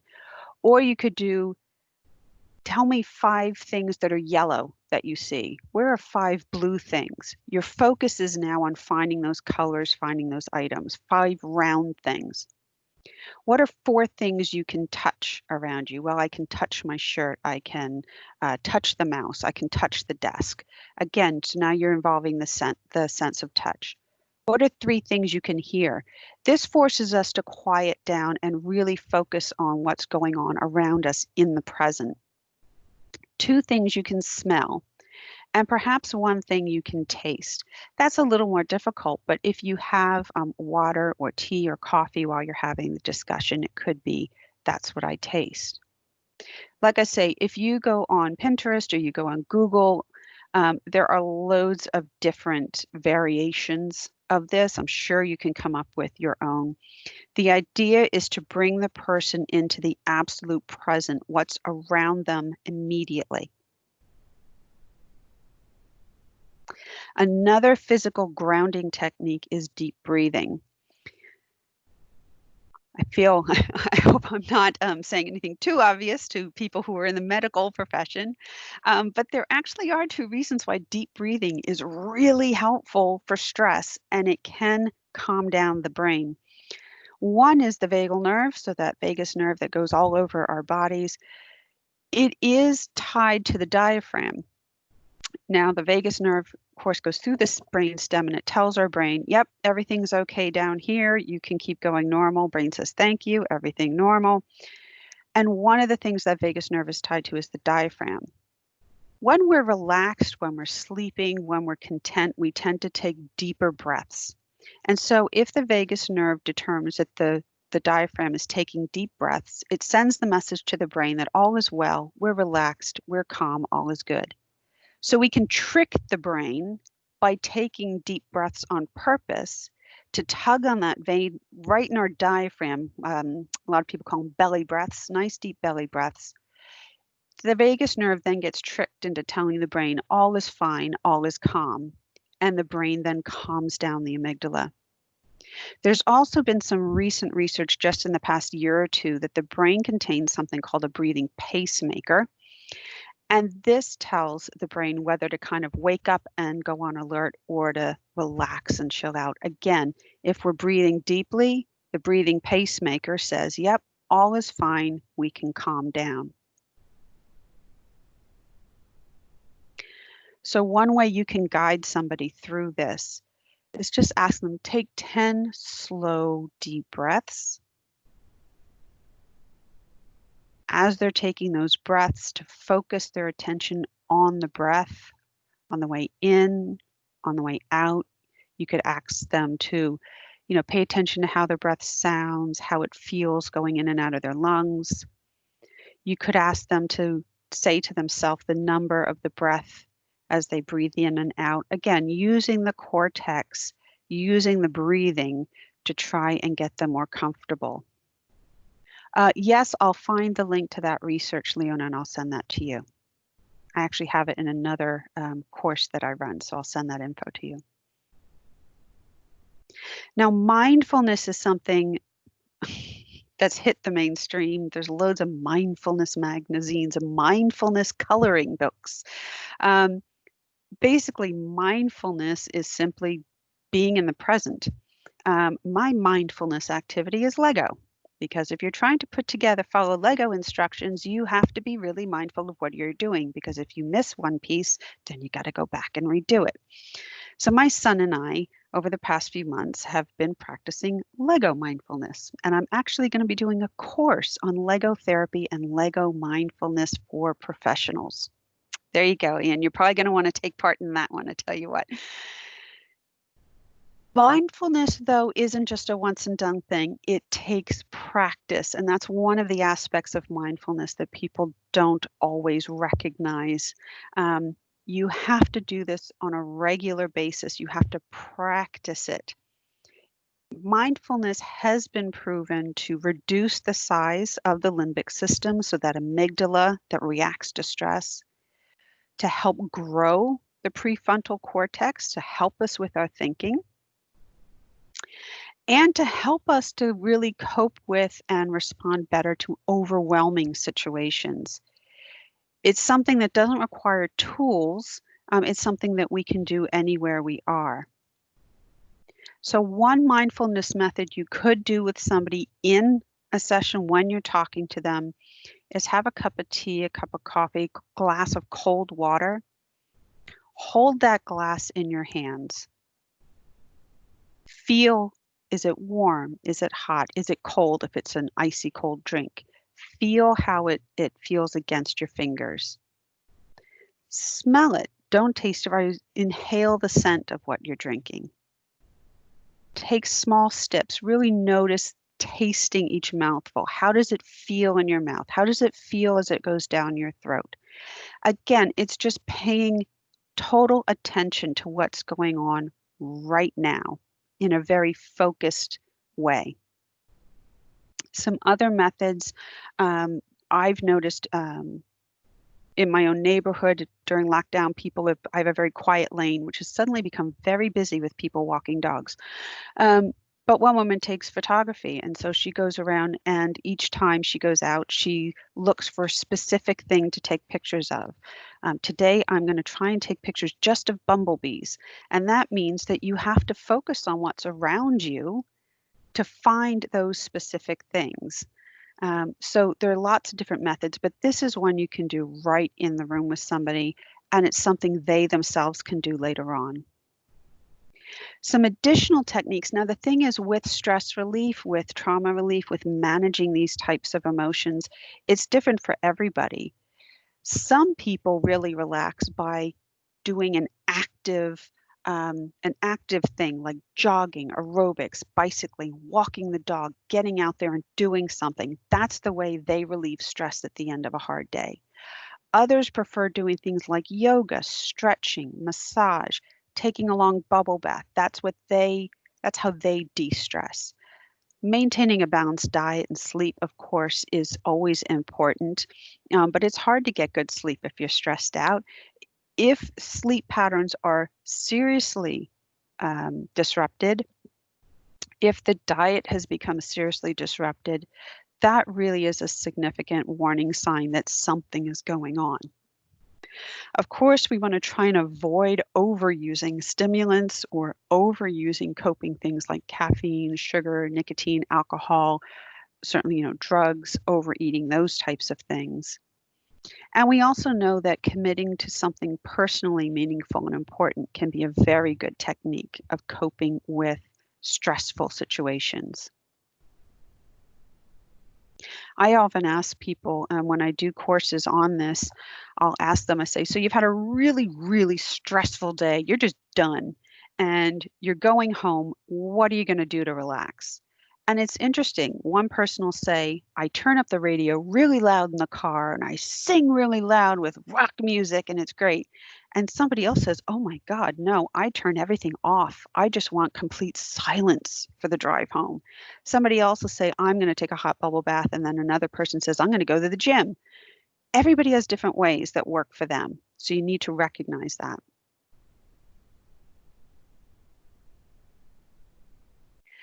Self-care is really important. Again, I know it's a complete mainstream, self-care. It is important, but again, it's a practice. It's not a one-off thing. It's doing it repeatedly, looking out for your own well-being, your own happiness, particularly during times of stress. Now, the interesting paradox about these types of things is that when we need them most, we tend to put them on the back burner. When we're stressed the most, when we're our busiest, is when these are the things we tend to let drop. And it's actually when they're needed the most. So it's very difficult. And I say this myself as somebody who, teaches mindfulness and self-care and resilience courses. It's really hard when you're super stressed out and super busy to still take that break, to still take that 5 minutes to step outside, to still take that, 10 minutes to do your craft or whatever, your hobby, whatever it might be. So it's important to always remind each other, remind your trainees that it really is very important Are you still doing your, somebody might said to me the other day, oh, you still doing your Lego? And I realized, gosh, for the past few days, I haven't. I've just been so busy. So you need to make sure that you're still doing those things.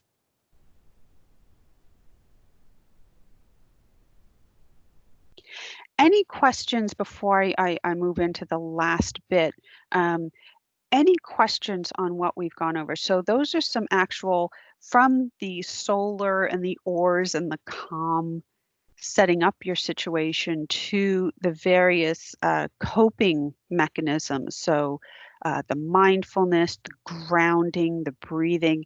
Is there anything else that people have found is really useful, or anything else you'd like to comment? Leona, your hand's up.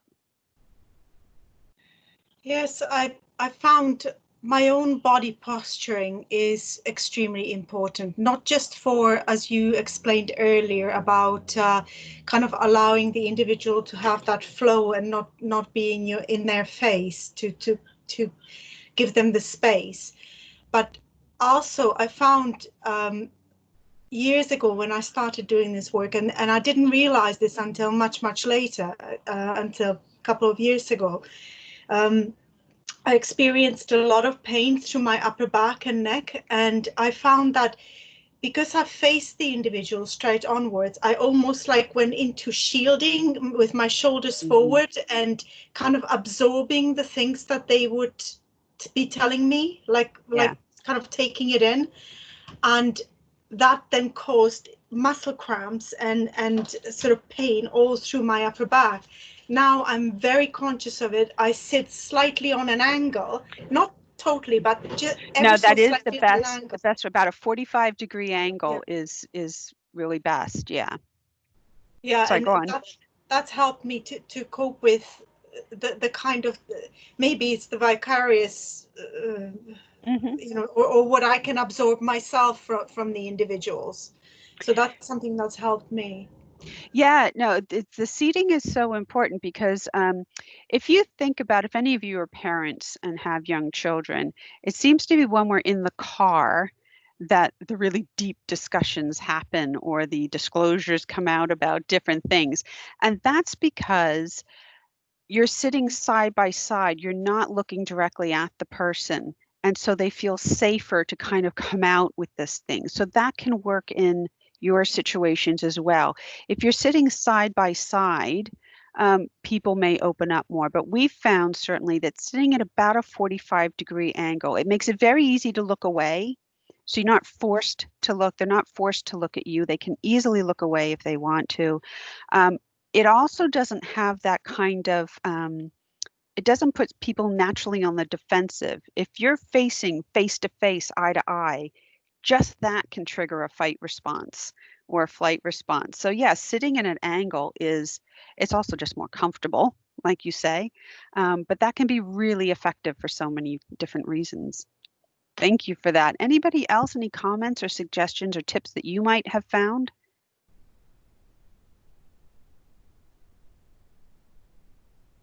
Any particular ways you found to get somebody who maybe is very much, no, I'm fine, everything's great, I'm having no problems, to maybe open up a little bit?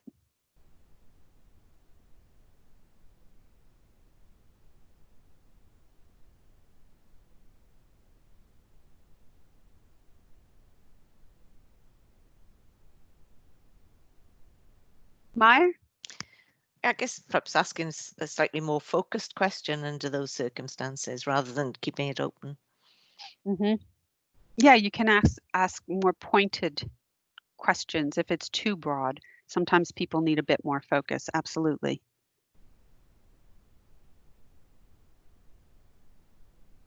Anyone else?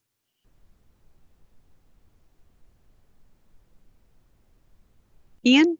I don't know, perhaps just maybe talking about some neutral stuff for a bit, just to kind of help them to, warm up, as it were, and get comfortable in your presence and the environment they're in.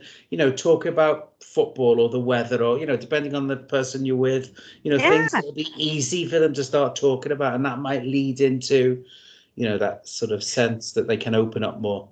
Absolutely. Yeah. I mean, we all do it. I even tried to do it. I was really happy to be able to do it today with this session. I've never met any of you before.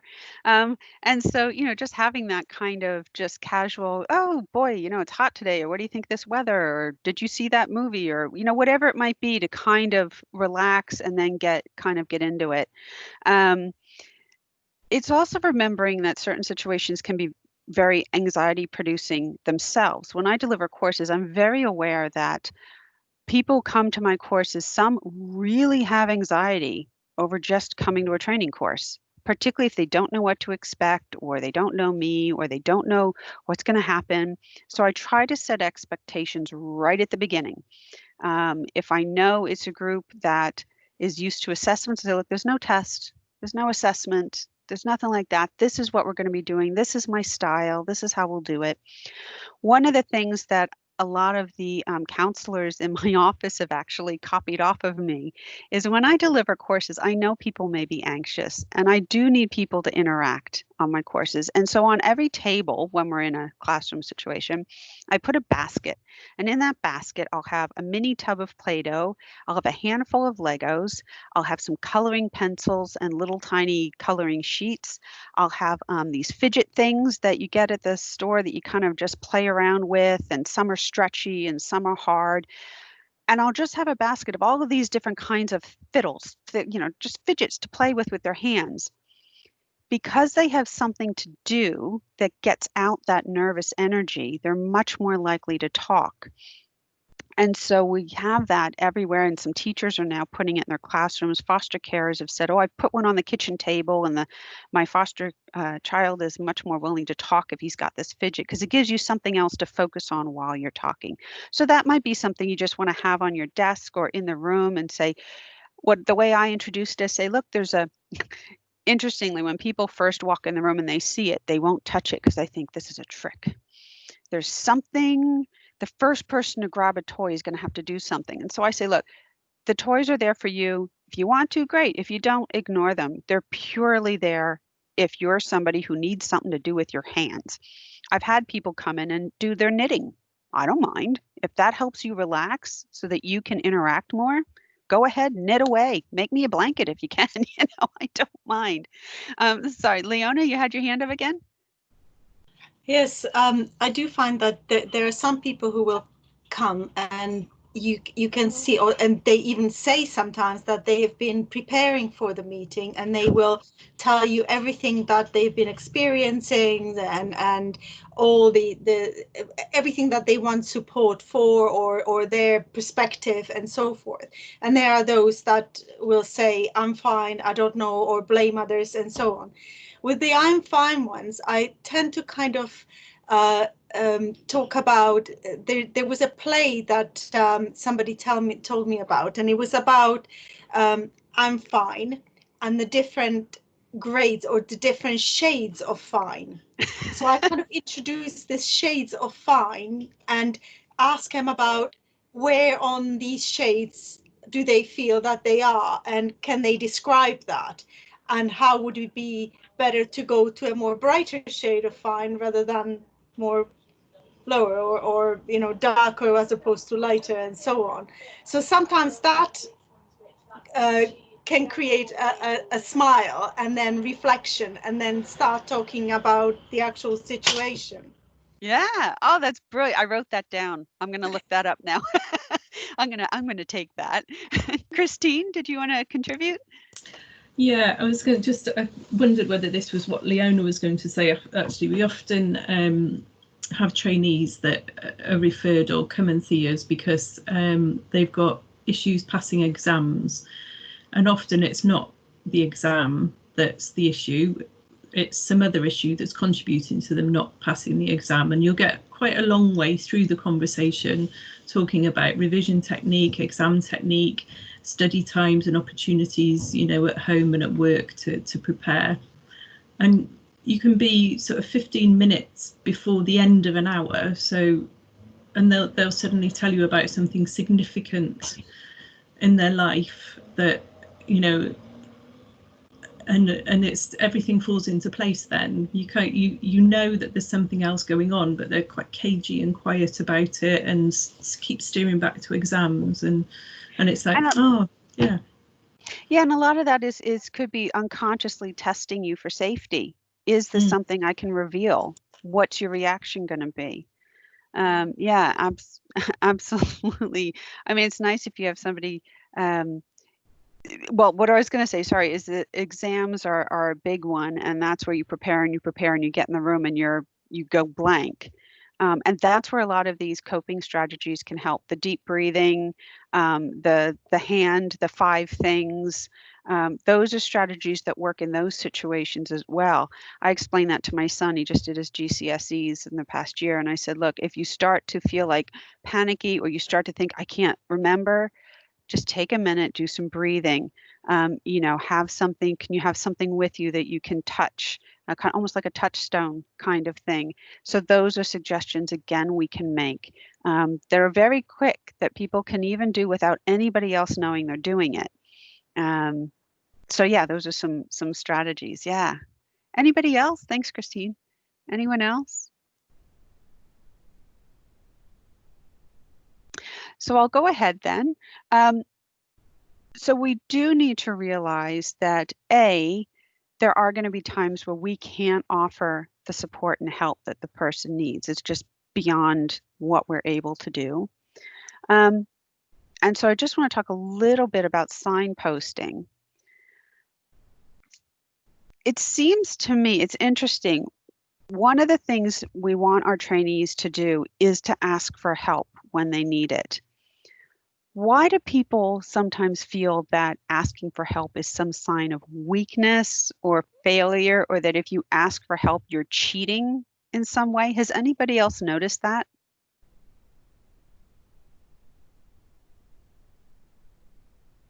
Leona?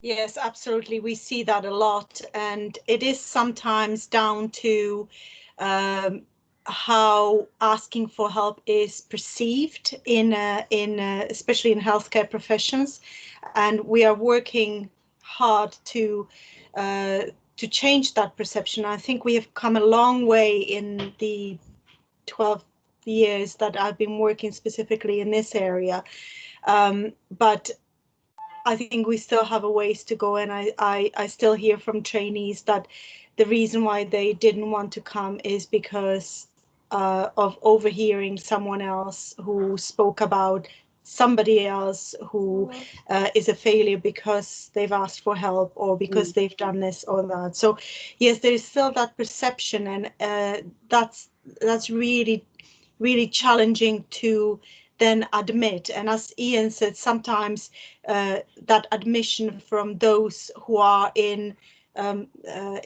seniority or in power to others, to just normalizing the fact that actually it's okay to ask for help, and you can get through this. It doesn't matter what happens within that. It's getting through that and getting to the ultimate goal is the important part. I think it's really important that people do that, and we do have a number of trainees who are now consultants who will come and talk to others and say, I've gone through a really difficult time. This is how it helped me. This is what I did, and if you are in this situation, ask for help. Yeah, absolutely. And when we talk about resilience, which has come up, it isn't about being self-sufficient. Being really good at what you do isn't about being able to do it all alone in a vacuum. It isn't about, well, I can do it all for myself. Sourcing help, sourcing the resources you need, sourcing the help you need, sourcing the materials you need is really resilient behavior. It shows strength. It helps you become even better. So just like my husband's a first responder, if he needs more gloves, if he needs more equipment, he's going to ask for that. Then also, if you're struggling with something, if you're not sure of something, ask for help with that. It's another resource, just like the physical resources you may need to do your job. So some of the things we can signpost people to, not only, first of all, you have to get over that barrier of people thinking, asking for help is not a sign of weakness. It's not a sign that you're failing. It's not a sign that you don't know what you're doing. It's a sign to say, I want to be even better. I want to be even stronger at what I'm doing. Now, there are times that we're not going to be able to offer them the support or those resources. And so we do need to signpost, and we need to recognize that ourselves, kind of what our own limitations are. So some of the places we, of course, can signpost the trainees, there's occupational health, there's employee assistance programs, to their GP, to other service providers. Certainly, if somebody were to talk about perhaps sexual abuse or assault in their background, or dealing with a patient who has experienced that and now they're not sure how to deal with it, signpost them to New Pathways. Give us a call. We're always happy to talk to fellow practitioners about, well, how do I deal with it if a patient discloses this? We'll talk you through it. You want to come visit a SARC? We love having visitors and giving you a tour and showing you this is the process so that you are more comfortable talking about it with a patient. There are also resources that you have right on the HEIW website. There's two specifically about supporting others and supporting yourself after a traumatic incident. There's some really good resources on well-being and self-care, making sure that you're all looking after that as well. And these are right on your own website, so you can just download those like I did. You may also want to consider having trauma champions. This is having somebody just like a champion for safeguarding or a champion for well-being or health or whatever. Trauma champions are somebody who really kind of takes on that role of specializing in an expertise in trauma-informed practice.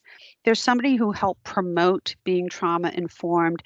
There's somebody who can help keep an eye that when you're talking about staff development or when you're talking about policies in your organization, they can make sure, and are we looking at a trauma-informed way of doing that? They tend to be the frontline workers who understand the impact and the potential impact of trauma experiences and kind of think trauma first, not only with their patients or their service users or their clients in a, is this behavior a trauma reaction? Should I be thinking about trauma in this situation, but also with themselves and with their colleagues. So basically they're there to do their identified job and to also highlight or put a spotlight on trauma-informed practice, being trauma aware and trauma issues. And somebody who's a trauma champion, really, there isn't like a qualification for that. It's really just becoming more knowledgeable on and being the person somebody can go to saying, look, I'm having difficulty with this, or I have a friend who's really struggling, and they be able to say, oh, well, here's some grounding techniques, here are some breathing techniques, that type of thing. I call it kind of the go-to person if you have questions about trauma aware. There's lots of further reading you can do. Some really good resources here on the screen that we recommend to folks. Waking the Tiger by Peter Levine is really good. There's also a series of books for practitioners and family. I'm going to see if I have it right here. Oh dear, where is it? Here we go. It's called the Chimp Paradox, and we have it's called Chimp Paradox by Professor Steve Peters. I don't know if you can see that or not. Oh, my camera doesn't work well. And then he has a series called The Silent Guides, which is the Chimp Paradox. And there's even a version for kids, which, okay, it's written for children, but I've actually found over the past couple of years that stuff that's written for children is done just in a nice, simple, easy to understand way, and are sometimes much more useful than these very detailed words with lots of jargon and everything.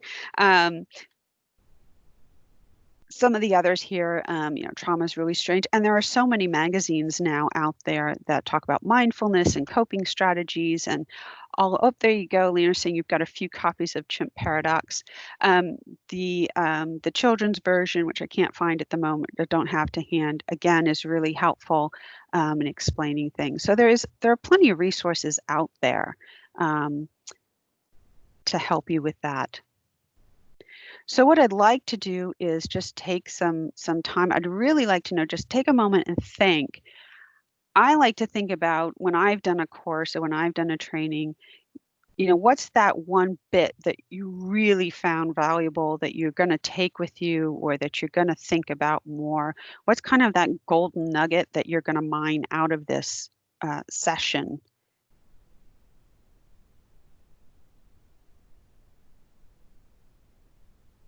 And while you're having a think, I'm going to see if I can find that other book.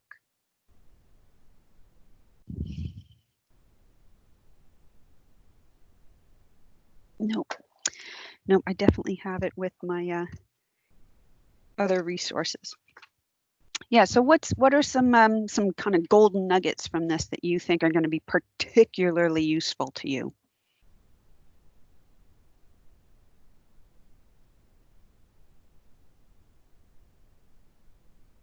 Ian? I suppose for me, I think two things. I don't know if this is going to sound odd, but being a psychiatrist, I think I've always thought you needed to experience trauma directly to have that impact. But obviously, secondary trauma, vicarious trauma, it can just be just as powerful in terms of the impact. Absolutely. On you. And I kind of remember reading some work about the World Trade Center disaster and the impact that had on people witnessing it. Not necessarily people that were right there at ground zero, but people who were witnessing it from afar or even witnessing it on television who lived in New York. And that loads of really good studies about that, the impact that's had on people with, experiencing trauma. And I suppose the next sort of the other nugget is all those various grounding techniques that I think are going to be really helpful for me to use with trainees that have experienced trauma, perhaps. Thank you. Good. Yeah. Oh, yeah. No, absolutely. Maya? Yes, I was going to say the grounding techniques for when trainees start to get upset or you can tell that they're uncomfortable, helping them to use some of those techniques just to take the situation down a little bit. Excellent. Leona? Here's a couple of things. As Ian said about the kind of the distinction between traumas, and that not every trauma is a PTSD type of a trauma. I think that's really important because I was actually trying to look back through my notes where at a national professional support meeting, somebody was talking about being careful about not kind of labeling trainees who perhaps have witnessed or been through difficult situations with COVID as all being trauma related. But I think the association there is more to a PTSD rather than things like vicarious trauma or having that kind of a compassion fatigue. So I think it's a good thing to point out also to my colleagues who are working in the UK. While we were on the break, I already used one of your quotes, and that is, what can I do to support you to take care of yourself? So I texted somebody, and I think sometimes, changing that language in the question ever so slightly is so important on how that question comes back, how that answer comes back. Yeah. I'm glad you found something useful straight away. That's brilliant.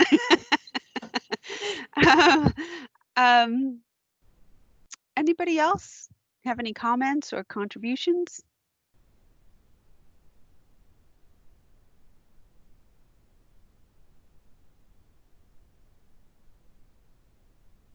Okay, that's absolutely fine. In general, any questions or comments or anything you would like me to explain further, or anything I could maybe follow up with in an email if there's any other information. I will get you. I know somebody put the link in about the vagus nerve and the breathing pacemaker in the brain. But anything else that I could help you with?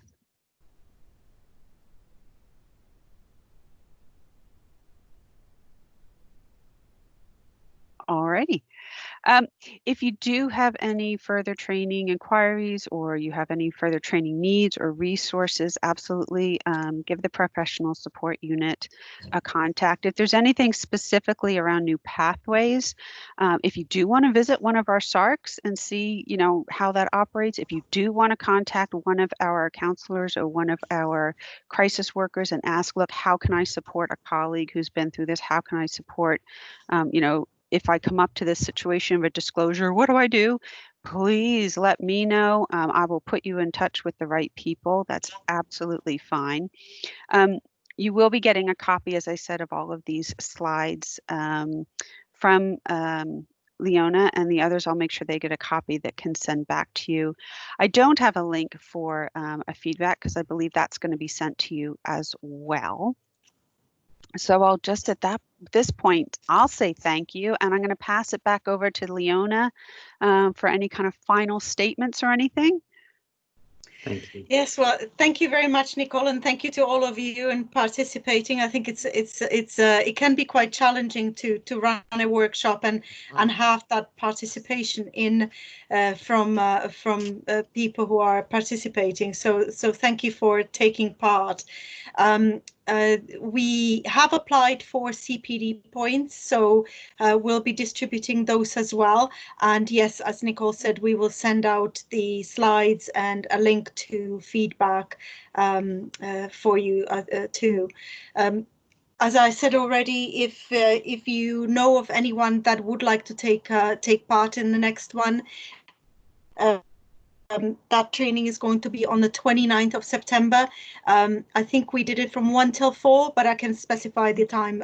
Yeah, I think we switched that one to 1 to 4. Yeah. So let me know. Once again, thank you very much. And thank you so much, everybody who contributed. It makes it so much more pleasurable when people chip in. Yeah. Thank you, Nicole. Thank you, Nicole. That was lovely. Thank you, Leona, for arranging that. Pleasure. Great. Well, have a good day, everybody. Have a good evening. Thank you. And you. I'm going to go play with some Lego. Thanks, Nicole. Bye. Bye. Take care. Bye-bye.